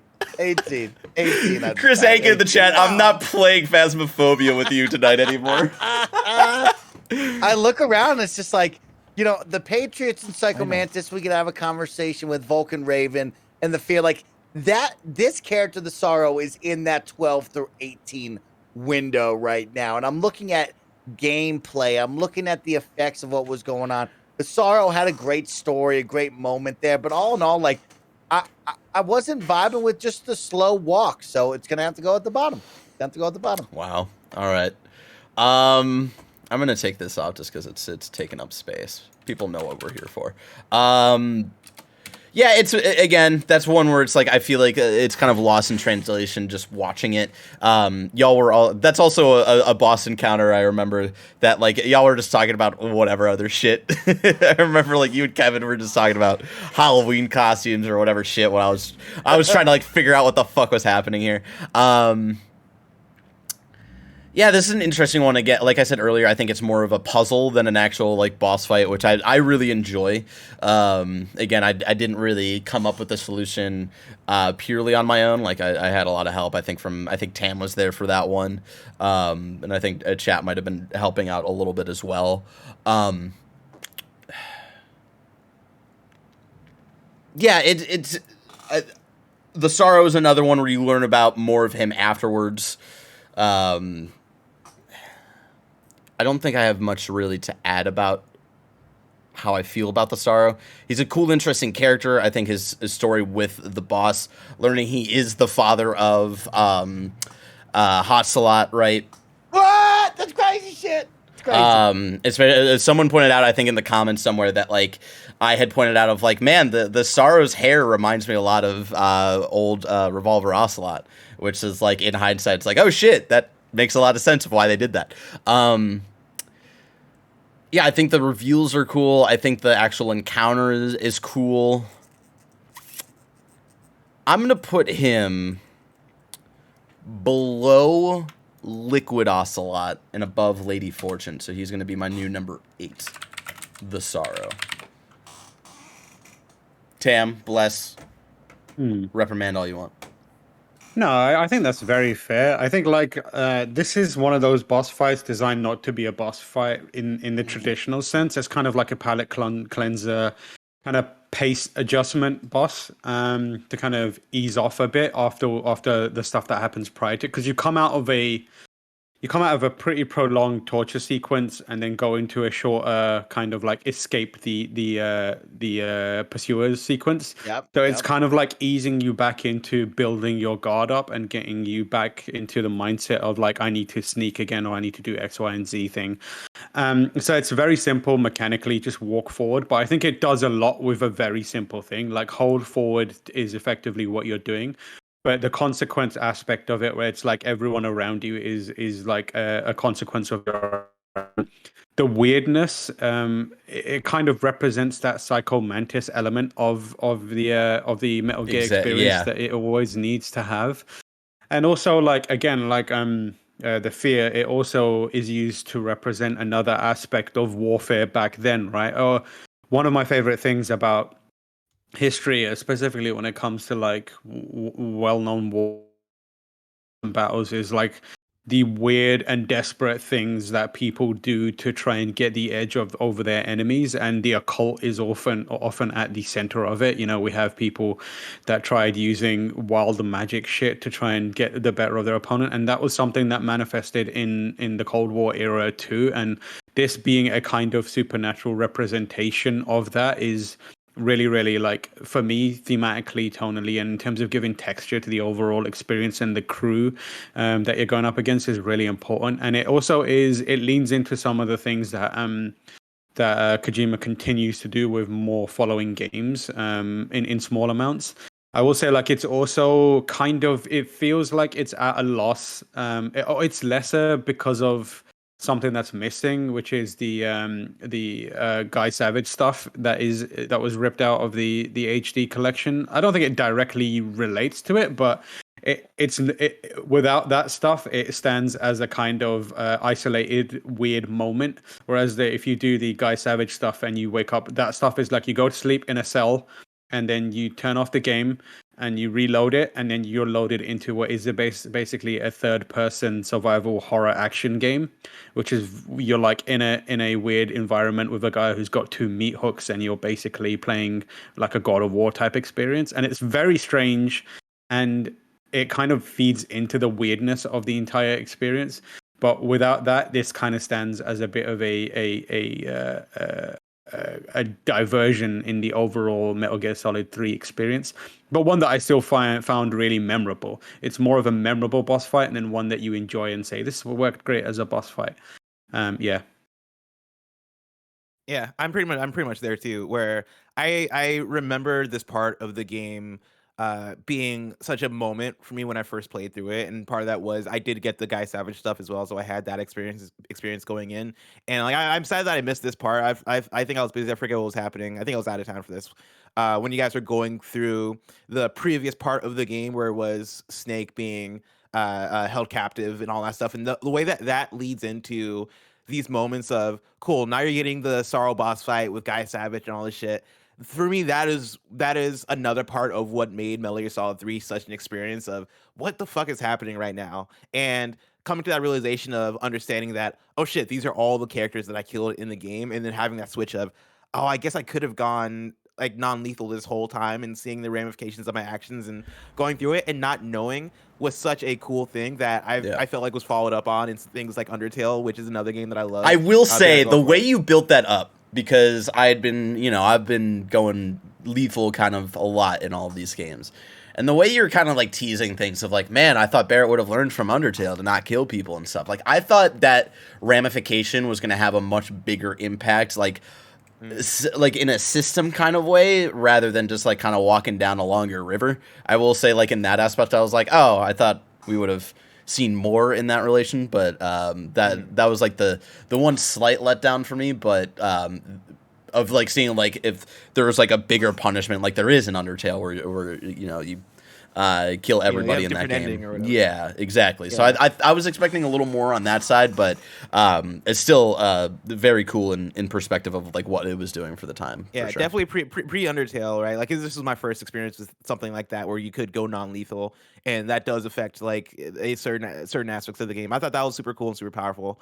And even looking back at it, right? Like, I still think it's such a really cool moment, especially being it's fun watching guys rank these, because in my mind it's like a mixture of how good was the boss fight and how good was the character. And I definitely think that the Sorrow is one of those ones in terms of, like, the boss fight is very much a puzzle, and it's one that most people have to look up online to see how in the world they get past it. And I remember having that thing of over and over again. It was probably like 5 times where I went through that same river before I broke, and I was like, okay, what the fuck? Why does it keep making me do this thing over again? And like, solving that puzzle, it is what it is. But I think the characterization of the Sorrow is so cool, of this dude that's just there the whole time. And when you go into your first person view during cutscenes, he's like there in the background. He's there helping you out with like the codes and the timer. I just think I think those elements of the Sorrow really were at the time for me playing was super different, super cool, something that always stuck out to me, and again fits in with this Cobra unit being my favorite unit by far in the Metal Gear Solid series. And like it like that unit having the End and the Sorrow along with other characters like the Fury and the Pain and the Fear, I think really makes that really helps cement this unit as being something that is, fuck, this is weird and special and really cool. Awesome. All right, Mikey, the last member of I forget what it's called. Cobra Unit. Cobra Unit. God damn it. There's so many fucking units, man. Not the last villain we have to rank today, but the last member of the Cobra Unit, the boss. Mike, where are you putting Pearl Crabs? Want everybody to know that this is going to wow y'all. Okay, this is going to be a statement right here, okay? Because the boss might be one of the best characters in all of the Metal Gear Solid universes right here, okay? I just need everybody to know that the boss had a lot going on. The boss at first was intriguing, right? That's our master. That was our teacher. That was our mentor. That was somebody we believed and trusted. And then they double crossed us, right? They jumped on the plane with Virgin Vogel. They said, you know what? You're out of here. No more. Then they took a horse, fell on my hand, right? My hand was broken, not pleased with all of that. But then you got to learn more and more about the boss, right? We got to learn about what that scar was all about, what the boss was all about, what she had to do as a character. And then, of course, that incredible boss fight that no one will forget. And so, happy to report, y'all. I'm happy to report. Barrett, the boss, the new number one. The boss is the new number one. I love Chris Over Anka. Solid Snake. I love Chris Anka in the chat is like, Mike doesn't believe this. He's just trying to cover his ass. The boss is number one for me. I really, really loved the boss. I was so blown away by the story, by everything that we learned about this character, what she meant to not only Naked Snake, aka the new boss, but like the world as a whole, and everything that she had to do to get to that point and ensure everybody was there. I will say that this is a character I will never forget. Yeah. All right. Going up to mine, Mike, everything you said 100% rings true. Even the song that we love, the title song for Metal Gear Solid 3 is about her, essentially, right? Mm-hmm. And it's just, she's such a fascinating character, the twists and turns. Again, like I was saying earlier, kind of like in our overall thoughts about this game, I think like how the game kind of centers around her, and how that's told is a little more clear, and like really understanding of like what she went through and what she's sacrificing for the greater good, essentially. I think she is the strongest character that we have met in the entire series. So because of everything you said, because of everything I just said, yeah, she is number one. Wow. No fucking doubt. Wow. Yep. There we go. The Cobra Unit. Ranked. Cobra Unit complete. Now, Blessing and Tam, do you agree with us putting the boss so high? Would you have gone something different here? Oh no, I think the boss is one of gaming's most memorable characters and one of the most interesting characters in terms of their place within a greater narrative. I don't think it's a spoiler to say like you haven't fully grasped the legacy of the boss just yet. This is a line in the sand for the Metal Gear experience for you. It's gonna what she represents and what she goes on, the domino effect of the events of Metal Gear Solid 3, both retroactively and going forward, are kind of impacted by her decisions, her place within history, and that is and that says a lot. Like this is they understood basically she is the linchpin to the future of the franchise, and they knew it from that point on. They realized that they had a character that had an impressive kind of scope for what they could do going forward. She becomes the platform on which Metal Gear Solid continues to kind of someone in the chat nailed it, where it's like there'd be essentially no story with like her and like what she does and like kind of like the future with like training Big Boss, right, with which eventually leads to the whole I forget what the program is called, but like the cloning of Big Boss and like Solid Snake and Liquid Snake and Solidus Snake and all this stuff. Like it all kind of starts with her and how important she is with those characters specifically, but also with the plot and the lore overall. She's just I feel like so far she's the encompassing character for the entire series. Yeah, and she's also like the interesting thing is by the time you're done with the game, you know that you're playing Big Boss, not the boss. And the fact that they used her as a character to kind of shape the ideology of a character that you have been told is way more influential than her is really, really fascinating. Like you have no idea how you're aware of the fact of what Big Boss represents going forward, but when you play as Naked Snake, you're like, this guy's he's very green, like, and he makes a lot of mistakes, and you get to see Snake being put into his place and kind of like almost just treated like a chump by this other character. And what begins as like kind of difficult to watch as a fan of the Snake character it becomes really fascinating because then you see that character that you see chiseled away bit by bit in a way that is both lifting him up from the boss's perspective, like she's training him to become someone else, someone better, and we get to see the fruits of that. But at the same time, you're seeing him get torn down by the structure they both operate within, the world around them, the politics, and the fact that they're tools that are being used and disposed of by powers beyond them. And it's a real melting pot, and it's a tornado in which like it is shaping this character, and she is one of the most powerful forces on that character of Snake and Big Boss. And on her own as well is a tragic and deeply like affecting character that you begin thinking is a traitor to the country, and end thinking that she is the savior of not only her country but like the world in a lot of ways. And the fact that you kind of go through that emotional kind of up and down at the end when you see Big Boss saluting the grave and a single tear is like dripping down his cheek. I've seen that gif so many fucking times. Yeah, you've seen that. Yeah, to see it in the context, that was really cool. Yeah, you now realize like what went behind that moment, that man had to kill someone he held so dear, and you also know that man is forever changed, and you understand like he can no longer live in a world in the way that he used to perceive it. She changed in one game, in one mission, in one experience. She fundamentally changed Snake's outlook on the world around him, and morphed his personality in the way that you will now see going forward. And in doing so, change the events of history going forward. That is a massive, massive impact for a character. Yeah, I agree. Like I think Tam nailed it well. And again, when I look at this list, right, I think about both the moments in the building up of the character, but then also the boss fight itself. And the fight with the boss is so special, I think, toward the end of the game, and would go on to, I think, influence a lot of the boss fights that I would appreciate and fall in love with after.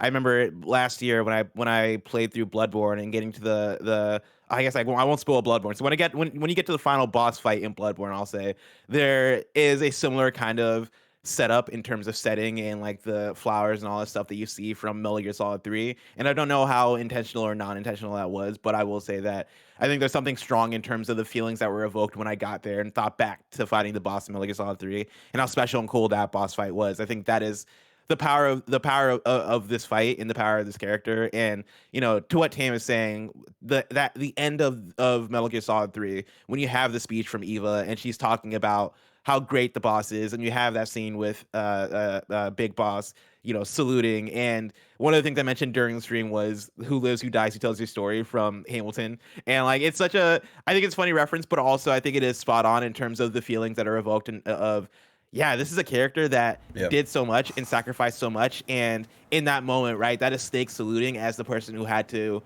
kill the boss, and understanding that her legacy is such a powerful legacy that people aren't going to understand the gravity of it. People aren't going to understand what she did. People aren't going to know and see that. And he is one of the few people that knows her story and has to live with.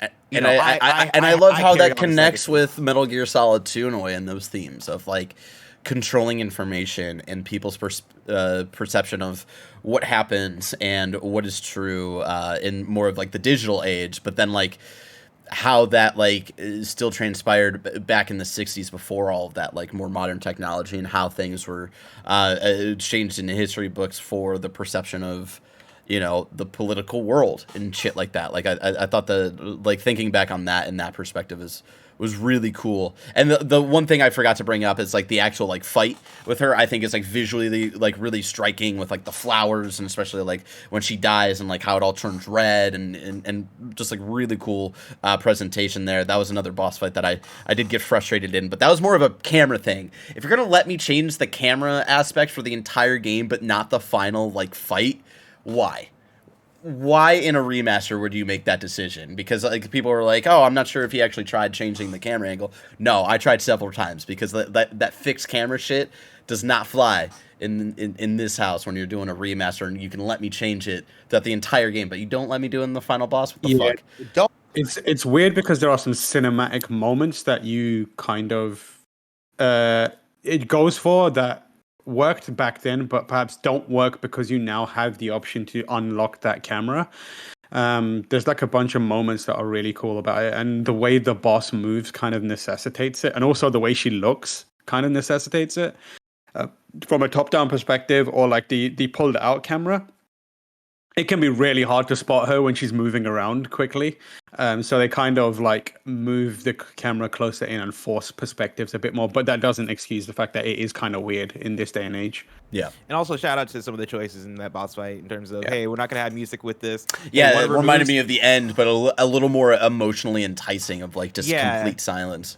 Exactly, and I think it's such a good thing because MGS2, as we were playing through it, I kept having the realization of, damn, this soundtrack is way better than I gave it credit for when I first played this game. The Dead Cell song that plays every time is such a jam, and there are so many jams, and even in this game, right, there are so many jams, and the pain and the fear have their own themes, right? Getting to the end and having the absence of music solidify the survival nature of that moment, and getting to the boss and having the absence of music solidify the, hey, no, like this is between you and the boss, and we're really focusing in on like this moment between them, and it is going to be emotional. It's going to hit without any sort of music aesthetic adding to it, right? We're just letting you guys sit in this moment. I think that's such a good move. Yep. And then also, shout out to one of the boss's moves being literally that she's going to take your gun and dismantle it. I think that is such a badass mechanic to give a boss that you're trying to cement as, hey, this is the person that trained you, and this is the person that is the best at doing this in the world. She is like the greatest soldier of their time. And so for her moveset to reinforce that, hey, like, I'm going to take your gun, I'm going to take it apart, and you can collect the parts again, but remember that I'm better than you. Yeah. I think that is just such a fucking... It also plays into, like, earlier when you run into her, like, with the horse moment that Mike was talking about, and she just, like, takes it apart really quick. It was like, goddamn, she's so goddamn cool. We got 2 more villain strength, though, so let's move on from the boss. A lot to say about her. Great character overall. I think we can all agree on that. But we still got 2 more characters. We got Colonel Volgen, or as we like to call him, Virgin Vogel. Mike... where are you ranking Virgin Vogel? Yo, I'm going to take a firm stance on this one, and I hope everybody's ready to ride with me on this ride right now. Virgin Vogel, bitch boy. Okay? Compared to the other 2 badass jabronis that we had. Liquid, who was just super badass, playing with my mind. Then over to Solidus, who just absolutely ain't no punk-ass bitch. I think of Virgin Vogel, and I'm like, man, that guy just doesn't stand up to the other 2, and it's hard for me to say that because I like Virgin Vogel, right? He's got the cool electricity powers that I love from Static Shock. He's whipping bullets out at you. He's got a really cool orange suit. He likes to grab people's nuts as he meets them. That was a very odd choice, but I liked it as well. He's shagging people in the base. Like, Virgin Vogel has a lot going on for him, but unfortunately, he's like bottom bitch compared to the other 2 jabronis, and that's a problem. That's a very intense way to say that. He's bottom bitch compared to the other 2, and I'm a little disappointed in that, right? He didn't have the mind games like the other 2. He doesn't have the brilliance like the other 2, but he has the money. He's got the muscle, and I'll give him that. But unfortunately, when I think of Virgin Vogel, I look at my list right here. I look at my list. Virgin Vogel gonna go down as number 4, pushing Sniper Wolf down to number 5. He's bottom bitch compared to the other 2. Still very, very cool.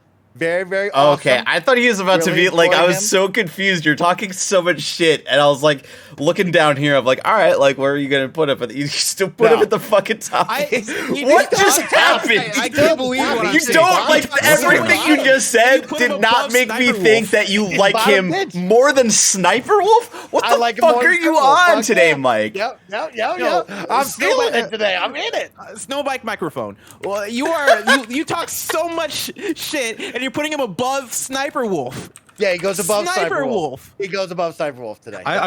This is clearly a very emotional response from Mike. He like, and Volgen is easy to hate. He makes you hate him, and that's why I understand where you're coming from, Mike. Yeah, But that was also some mad shit that you That just was just that was the weirdest heel turn I have ever seen in my fucking life.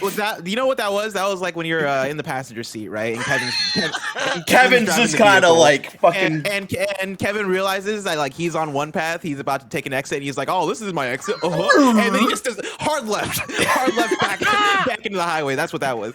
There it is. Man. There it is. Want to make sure everybody knows. Everybody knows now. Yeah, I think compared to everybody else, right, in his own game where he's kind of like the leading force for like a lot of the plot in this game, I think as like a character in the story, I don't think he's as interesting. I don't think he stands out as much. I think the boss fight was like the most basic out of all of them in terms of like what a boss fight is, but like because of that and because of like the controls and stuff, because it was a little simpler and a little more straightforward, I had a lot of like I enjoyed that boss fight. I like when he like has like the orange suit and all of this stuff is very interesting. Cool. But I think just like standing next to the rest of his own cast, right, with Ocelot, with the boss, with like even like the characters like the End and stuff, like I don't think he like stands out a lot. I think was more of a driving force of just like having an excuse to explain what the philosopher's legacy is and like who has it. So I feel like he's more of like a vessel for the plot, and because of that, he's a little more middle ground for me, or maybe even lower for me. I'm gonna put him below Liquid Snake, so he's gonna be my 14, I would say. So what is his actual name? Because I always just think Virgin Volgen. Colonel Volgen. So there you go. That's where he's gonna land for me. Good ranking. Good ranking. Les and Tam, do you agree with this? So you like it in the bottom, middle, high? Where does the big bad rank for you two in this game? Yeah, of the primary antagonists of the Metal Gear Solid franchise, he isn't the most standout.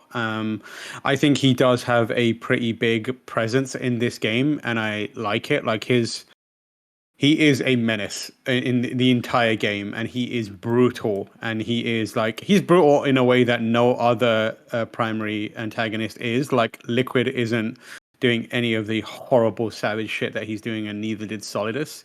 And his like torture sequence is like incredibly memorable, and he's vicious, and he's like he's got a bloodlust to him. But again, I feel like the torture sequence is like is memorable because of like the relation between Naked Snake and the boss, and like having Eva there. Like I think it's more interesting because of all of those characters rather than him, you know. Yeah. I mean, like he is there, and he is doing the whole like punching Snake while he's like tied up, and you have the bag, and like when he uses his electricity, you can see Snake's skull and his like breathing inside the plastic bag, and he is a big part of making that whole thing feel brutal. But like he is also incredible.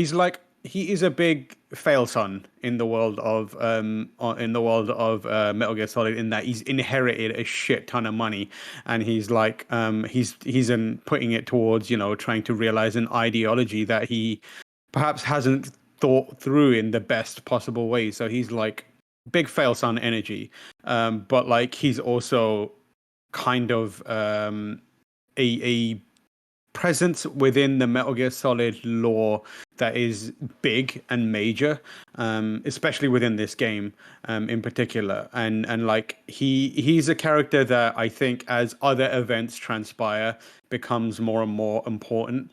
And the other thing is, like, he is an unfortunate loose end for the narrative, in that the fact that he exists and continues to exist, and his actions early in the game are being like an inciting incident for everything that happens to Boss and Big Boss from that point on, makes him an incredibly powerful presence as well. A lot of the things that happen to the Boss happen because of him.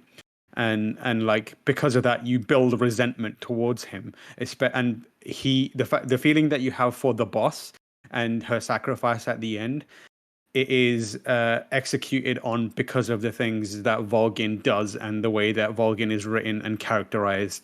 So he is a crucial building block to the overall experience of Metal Gear Solid 3. Yeah, I think you guys have him in correct places regarding like how you both feel about him, because I would put Volgen toward the middle of the pack too. I think in terms of the main villains of the Metal Gear games you played so far, he's for sure the weakest. But I do think he plays a pretty good role, especially when you have the villain cast being the Cobra unit led by the boss. You have Ocelot, hit in his unit. I think Volgen plays the perfect role when you couple him with those other folks, because you have Ocelot, who is kind of like this little shit who you appreciate and who you know from the previous games, but like he's there to kind of be a scoundrel a bit, and he's there as like this youngin who you kind of want to see do better. And the relationship between Snake and Ocelot, I think, is so good. And then the boss is the boss, right? And the boss is that character that is, hey, they are a badass. Hey, you have a history with this person. The boss, I think, is there for all the depth that you want from a villain that you have a relation to, and that is going to add that level of complexity and layering to the story. I think Volgen works as just this force that is there for destructive purposes and is there to be a piece of shit and is there to get in your way and is there as chaotic evil. I think Volgen works so well as chaotic evil, and in terms of the fights that you have with Volgen, I do like the boss fight. It's not the best boss fight, the one where he is magnetizing the bullets and all that shit, but I do still like it, especially for the music and the moment and the outfit that he's rocking. I think that is such a cool Volgen boss fight for the aesthetic and style of it. But then also I think the Metal Gear boss fight too, the Shagohod boss fight, I should say, is I think him being the one that is piloting the Shagohod and having those moments of him crossing the bridge, and you take out the bridge, and somehow the Shagohod finds a way to fly up and make it past but that that's moment. more the Shagohod than him, Yeah, but you still have him as the voice of it, and you still have him being the. I do like when he in the second phase where he's like controlling it from on top, like it's fucking ridiculous. Someone else his music is also one of the best themes in Metal Gear Solid Clash with Evil Personified, is like top tier. Axel360 in the chat says, how have they not mentioned he literally nuked his home country?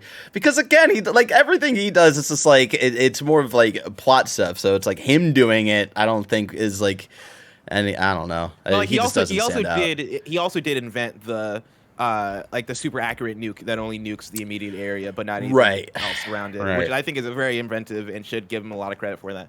But yeah, good job for inventing an accurate nuke. Volgen. Yeah, he invented a super accurate nuke. But yeah, shout out to I like Volgen fine, and yeah, like I think over the course of these games, I think he becomes more forgettable as we go, as we get more characters introduced, and when we lump him in with all the other characters that we've already gotten to, I think it's easy to kind of go, okay, yeah, he's Volgen, but I think he serves a really good purpose in this game. And I think the purpose he serves, that character does a good job at. But yeah, I agree with what you're saying. All right, Mike. It's time for the man.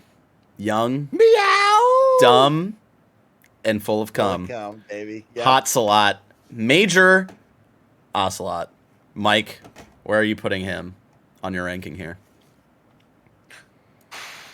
When I take a look and I think back on young Ocelot, and Blessing just said it so well, he's fun. He's different. He's a pain in the ass. He's a little punk ass bitch. And I really, really like that. It's a different take on Ocelot. And I thought that I really loved Revolver Ocelot and then into Liquid Ocelot. But then when I think of young Ocelot, I think it's just fun. I think of finger guns. I think of always challenging the big bad. Maybe getting beaten down a little bit, but then coming back up to go out and fight. And then the end, right? The redemption of him and, of course, the new big boss, a.k.a. Naked Snake. And all of that happened between the two of them of kind of becoming bros, but not bros, but also bros. And I think it was a pretty fun act right there that I liked a lot. And when I take a look at my list, I'm going to put him, the new number 7, Vamp Daddy Goes Down. Not as menacing and evil as your Liquid fucking Ocelot, list is so ridiculously chaotic. A lot of fun. What is happening? I love it. I love it. I like him a lot. I like young You go Major off of how Ocelot much a you lot. love this man, and you put him at 7, but how much like Virgin Volgen is like a fucking a bottom tier bitch. You put him at number 4. You maybe bottom tier bitch, chaotic man, dude. All right. For myself, I think Ocelot in this game has the advantage of like having where we know him, right? Where we've met the older version of him, we know where he's going, and that's like one of the things that they succeed with, like with doing a prequel and playing off of that, knowing where he's going, knowing his allegiance to Big Boss and all of this stuff. And like, that was like the fun moment where it's like, all right, like when are these two going to become friends in this game? And like, we don't fully have that, like, all right, we're bros and like we're brothers in arms kind of thing, but like you still get like the beginning of that friendship and that allegiance to each other, and like the way that they kind of like, you know, go back and forth throughout the game, and how like Ocelot eventually like wants to be the one to like kind of like take down Naked Snake, but not kill him, but also like so he can like have bragging rights essentially, and like has that respect for him. I really love that dynamic. I like his, even though I don't think like Virgin Vogel is like a very like interesting character in and of itself, I think his relationship to Volgen, as like Volgen being the superior to the boss, right? Like I think all of those relationships were really interesting because of where he's at in his life, and learning about like again, not seeing the full context clues, but also like Tam having like walking us through of like, hey, like, you know, he's the son of the boss and of the Sorrow, and like kind of putting that all together and like what that means for him and the lore and all that stuff is like really fucking rad. I think I gotta put young Major Ocelot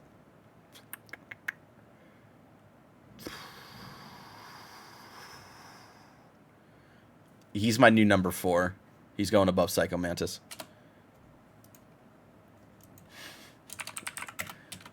I really loved him in this game. I think he's by far the best iteration of Ocelot. So there you go. There are my thoughts. I dig your list, Barrett. I think that's a good place. What I don't dig is the formatting. You've overcomplicated. It's all over the place now. We lost it. All right, so there we go. We've ranked all of the quote-unquote villains, whatever you want to call them, antagonists. So for my list right now, number 1, the boss from Metal Gear Solid 3. Number 2 solid is Snake from 2. Number 3, the End from 3. Number 4, young Major Ocelot. Number 5, Psycho Mantis. Number 6, Sniper Wolf. Number 7, Olga. Number 8, Cyborg Ninja. Number 9, Liquid Ocelot. Number 10, The Sorrow. Number 11, Fortune. Number 12, Fat Man. Number 13, The Patriots / philosophers, right? Because that's what we learned, like what they turned into. I don't do we need to update that ranking? I don't feel like my opinion has really changed on the Patriots / philosophers, Mike. All right.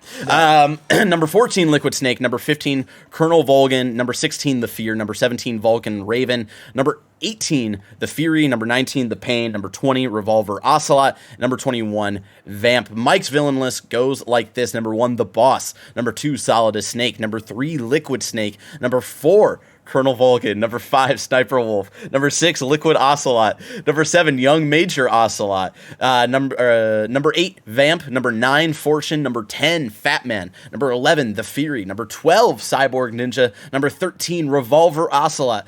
Number 14, Olga. Number 15, The End. Number 16, The Pain. Number 17, The Patriots. Number 18, Psycho Mantis. Number 19, Vulcan Raven. Number 20, The Fear. And number 21, The Sorrow. Chaotic ranking. I love that for you, Mike. From Mike. I love it. I like it when you read it back to me. Now I feel good about it. You feel good about it when I read back to you. All right, here we go. We've got, I'm going to move these down to their own separate page here, because that villain list is only going to get larger and larger, I imagine. So here we have the Metal Gears themselves, Mike. We have not a very different list, but we have a different list here. So number 1 for myself, we have Arsenal Gear from Metal Gear Solid 2. Number 2 is Metal Gear Ray from also Metal Gear Solid 2. And number 3, Metal Gear Rex from Metal Gear Solid 1. Mike's list goes like this. Number 1, Arsenal Gear from Metal Gear Solid 2. Number 2, Metal Gear Rex from Metal Gear Solid 1. And number 3, Metal Gear Ray from Metal Gear Solid 2. Mike, It's the Metal Gear before Metal Gears. It's the Shagahad. Where are we putting it? Where are we ranking it? You know, a lot to talk about with the Shagahad here, Bear, because we do have to understand the time period, right? This is the Metal Gear before the Metal Gears. This is something special. This is something that was created far before we created Arsenal Gear and we took to the skies, right? And so now I think to myself, I'm like, all right, let's remember the context, but then let's also take a look at it. This weird dung beetle looking thing that has the ability to go anywhere with the terrain because it has 2 legs that can climb and then also big tank straps on the back that allow it to move. And then it was like, yo, we also want to launch nuclear missiles all around the globe. So we strapped jetpack rocket ship packs to it, and we're going to just let this thing turn and burn on a runway and then just hurl javelin toss nuclear bombs across the globe, right? And I'm like, man, that's wild. And then you got the drills on the front where it's digging into different terrain.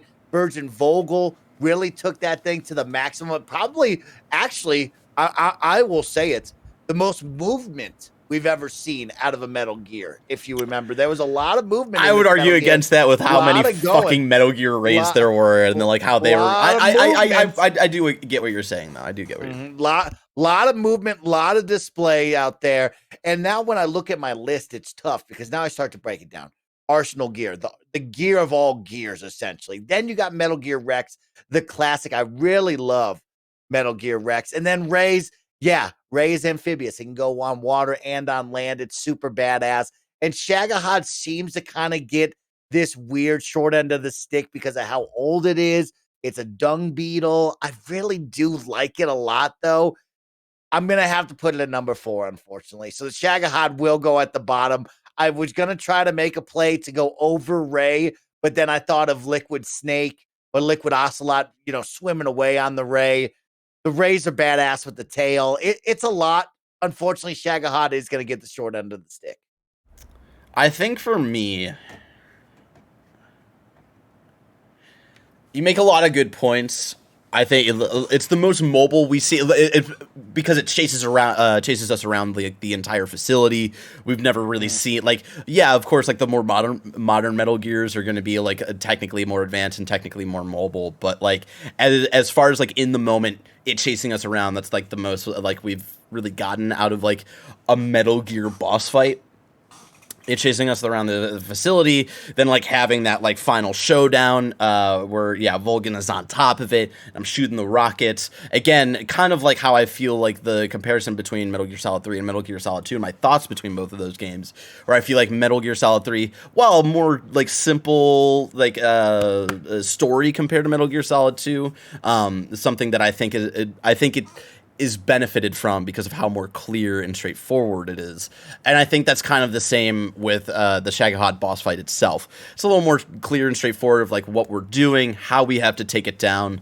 I didn't need Tam whispering in my ear of like, hey, idiot, it's like you gotta check out this part. Like I was able to like clearly figure out like, all right, like this is like what we're doing. This is how we take this guy down. I think as a Metal Gear fight, it was probably my favorite. But like we both have Arsenal Gear at the very top, which isn't even like you don't even technically fight it. It's just like the idea of like what Arsenal Gear is technically, right? This universe is equivalent almost to Skynet in a interesting way. I think I gotta put it at number 2, just because I think it's so cool of like having it be the kind of the blueprint of the Metal Gears, seeing like the origin of it essentially. I think the fight itself is really fun. Dude, Mike, just fucking remember when we blew up the motherfucking bridge and Eva's like, all right, it's here, and you fucking shoot it and it. And then it fucking jumps out from the water. Like that shot is the coolest shot for any Metal Gear that we've seen so far. Butt, yeah, super badass. Shagahad, number 2. I feel good about that. Barrett wasn't afraid. I was afraid, y'all. Barrett, that took a lot of bravery, and I like it, Barrett, and I like it. I respect it. Now let's go to our Metal Gear Solid experts really quick because I know Tam and Blessing love the Metal Gears, and I want to know what they think of Shagahad because it is interesting.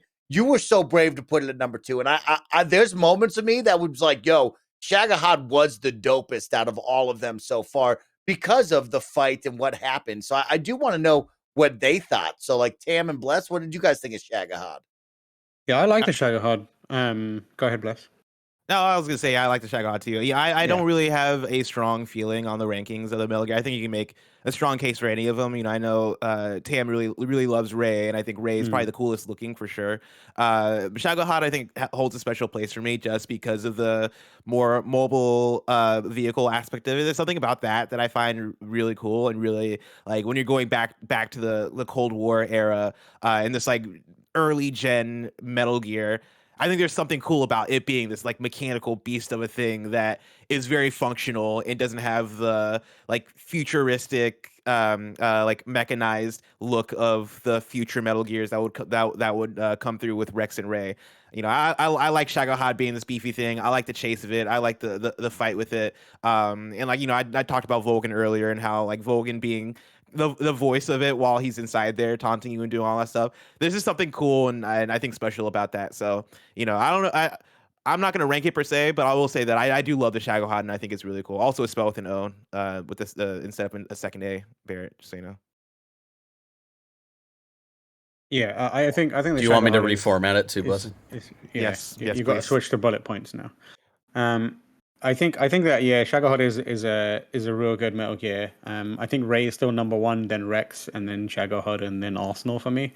But like it's a solid within the context of the game and what it needs to be. It's kind of amazing that they got a weird robot machine to exist and feel futuristic while also not feeling like it's too far from the future, if you get what I mean. I like that, it's like if it feels like it is clearly made on old technology, but it's also like way more advanced than anything else that exists, which is a difficult balance to strike. Every other Metal Gear in their time frame feels like it's from the future. Like Rex feels like it is very much of the future, and same with Ray and Arsenal. But this feels like it is very much of its time, but also unlike anything else that the world is capable of producing. So it still has that secretive, highly like sought after kind of element to it, which is why I like it in place. Oh, love that. I love that. All right, Barrett. Last thing Big we have one. to rank, the series ranking, which we have not deviated yet on so far. We don't have separate lists for this. Number 1, Metal Gear Solid 2, Sons of Liberty. Number 2, Metal Gear Solid. Where is Metal Gear Solid 3, Sons of Liberty going? No, not Sons of Liberty. Snake Eater. Thank you. It's been a long week. This is a tough one. It has been a lot of fun to play through these first 3 games, and it is interesting and probably easy to go through 1 and 2. Now we can have a really conversation here with the third one of where that goes in between them all. And I think of the stories, the characters, the music. Of course, you factor in the gameplay. I'm a little bit different, right? Watching alongside you, not playing them. I think of everything that I love of this franchise. And a big one for me that comes down to it is the twist and the turns. It's the head scratching moment. It's the damn Kojima, you must be high as a kite type shit because that joint is fresh. And when I look at Metal Gear Solid 2, our number 1, and I compare it to number 3, this is a tough one. I love the Metal Gear Solid 3 soundtrack a little more than 2.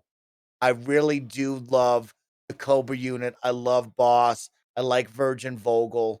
I think of the story and the ending of how we got to learn about Boss. And then, of course, Naked Snake becoming the big boss and really having this prequel to it all.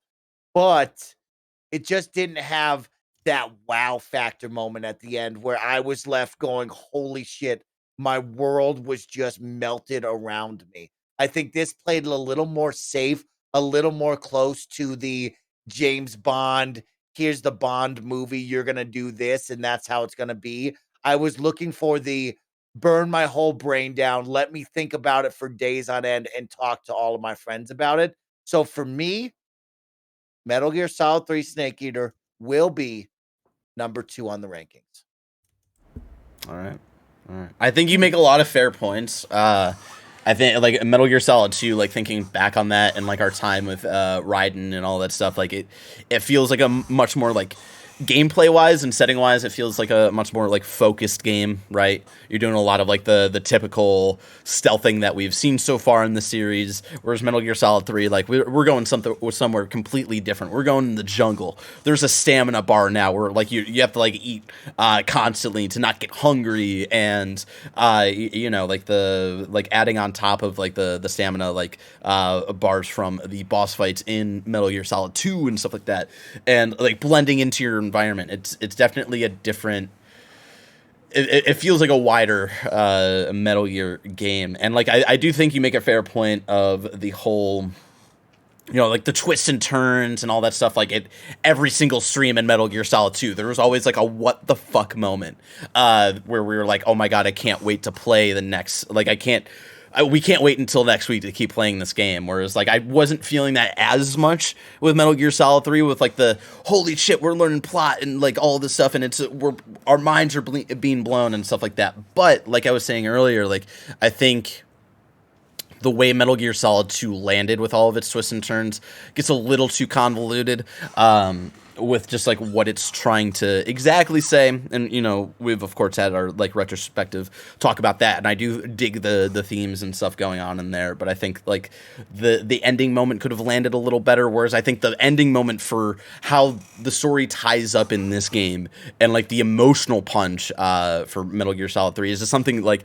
I appreciate more about stories. I want to feel that emotional like fuck, like oh my god, like like this woman, this fucking soldier just sacrificed her life and her honor for like the greater good of like people, and like how that hits me more than like at the very end where it's like, all right, Solid is Snake, we knocked him out, maybe he's getting arrested, I forget, and you know, like Raiden's talking to fucking what's her face, who like was so annoying, and we skipped so many cutscenes. Rose, Jesus Christ. Rose! And like that ending, like I don't feel like is as like memorable. But then like the whole ramp up with the fucking like what's going on with the Colonel, is he an AI, and like learning all that stuff. That was like really twisty and really cool in the moment. But like for me emotionally and like story wise, it doesn't grab me as much of like what the characters did here in Metal Gear Solid 3. So I think, Mike, we have to finally deviate our lists here. Wow.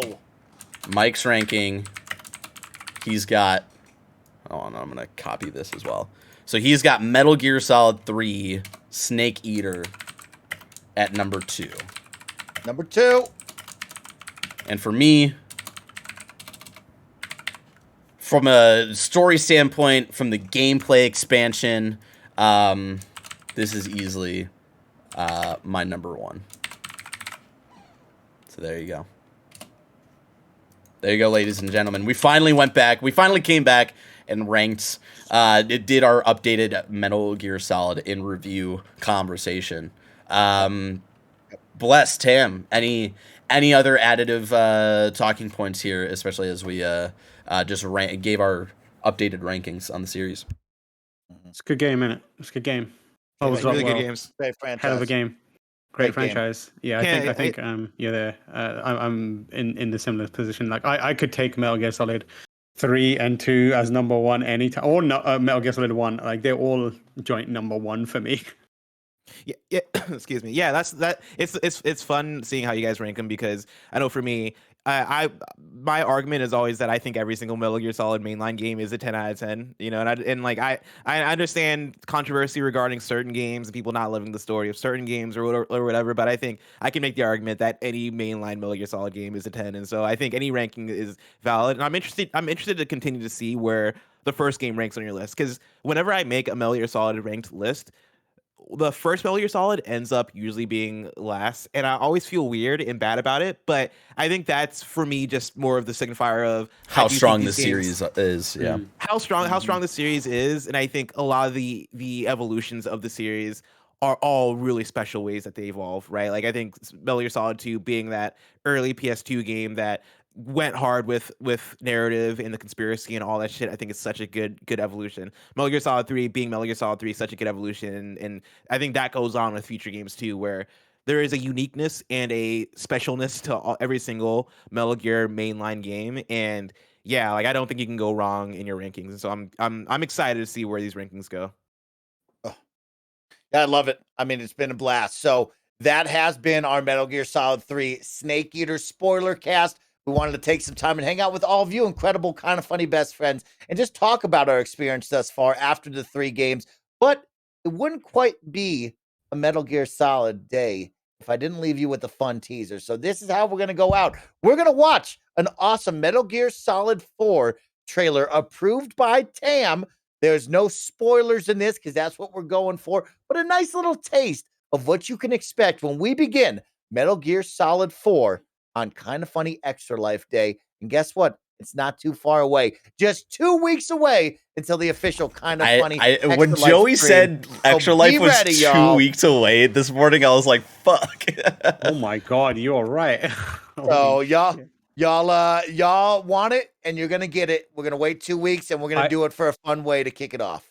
Before we jump in, just some context. Like Mike and I were talking about what trailer to show yesterday, and there is no perfect trailer to show for this circumstance, because the trailers either have not enough gameplay or too much story.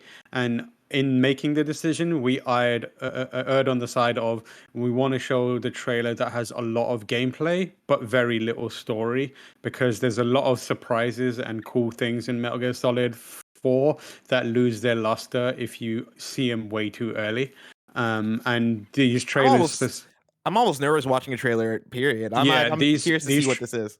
And like for some context, they showed a lot of Metal Gear Solid 4 before its release because it was an incredibly impressive looking title. It won't look that way from this trailer because this trailer is low quality, but like when they started showing off the game, like it was very, very impressive. And it became a game that kind of built momentum as a showpiece for the PlayStation 3. So Sony and Konami were very, very up for showing as much of the game as possible. And from my perspective, as a fan at the time, they showed off perhaps too much. I went into that game knowing way too much, and so for this kind of the trailer, Arkham Knight problem, you know, like we knew way too much going into that game. Yeah, for this trailer, we picked one that had minimal story, minimal spoilers, minimal character reveals, and is more about showing off gameplay and the weird things that you can do in that game. Let's run it. Here we go. This will be the end of the stream, y'all. Let's have some fun. Oh, I like that logo.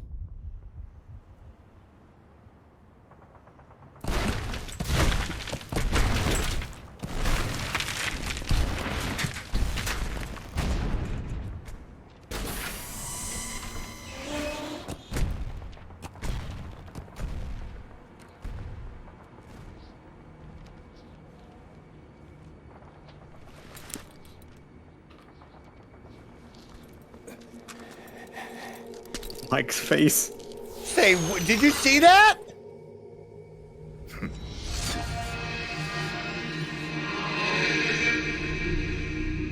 Look at that dumb truck.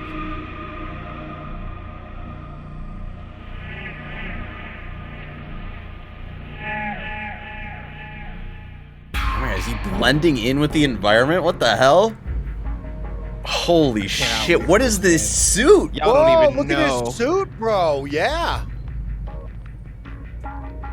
It's a very different environment. Yeah. Very tan here. Gonna be very tan. Ooh.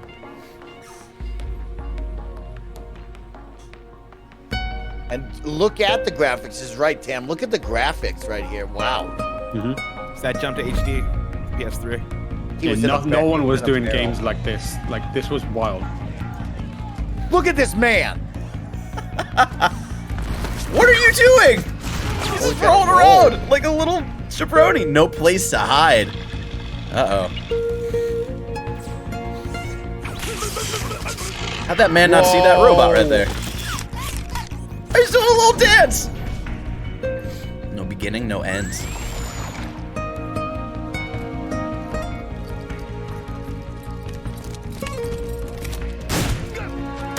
God damn. That was badass. And the music now picking up too.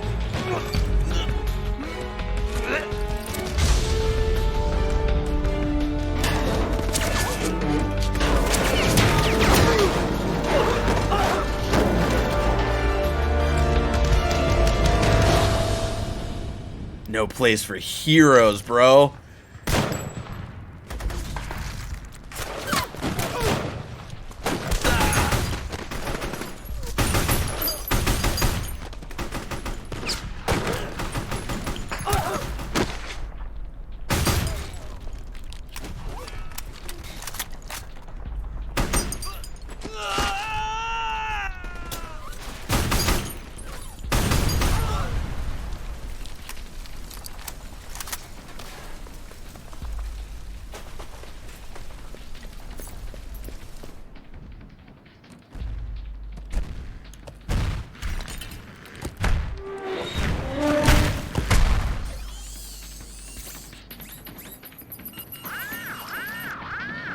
Uh-oh.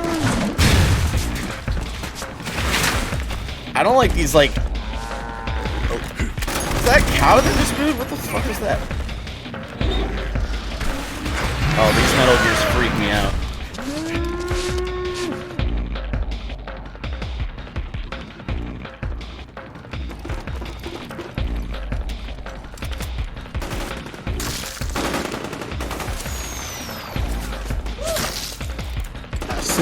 My God. So cool. No time to die. Well, they predicted the new James Bond movie title, bro. Kojima crazy. He's like literally, what the fuck? He's doing the worm. But also like not being noticed in the middle of the battlefield, right? Like that's fucking insane.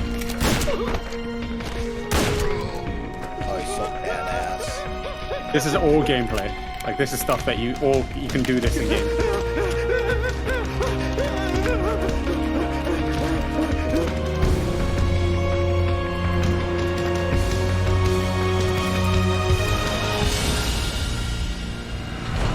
I had that as my desktop wallpaper for years. Guns of the Patriots. Oh, that's badass.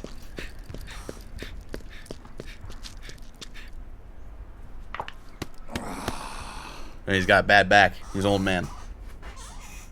Well, yeah, that was a good trailer. That's we still keep watching. Oh yeah, we still got more. We still got more.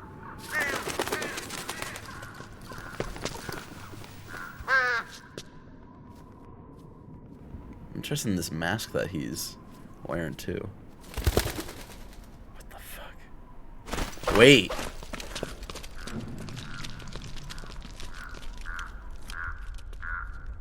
Vulcan Raven.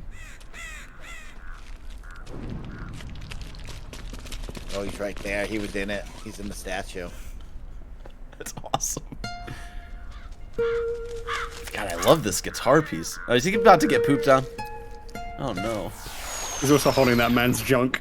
Yeah, he was. I imagine to work on the suit. Whoa! He got young. Now I'm confused. Nah. Yeah, poop on the face. There we go. Mike, I'm the perfect way to end it. Yeah, is right. I'm so interested. Like, yeah, let's get out of here, man. I'm so excited to start Metal Gear Solid. Don't even tell him about it. Keep him teased. Keep him excited. We'll play Metal Gear when we return for Kinda Funny Extra Life. Don't forget, tonight we're doing a horror stream, and then next week a big week of streams. So be there. Thanks, Barrett. Thanks, Tam. Thanks, Blessing, for all the fun. Goodbye, everyone.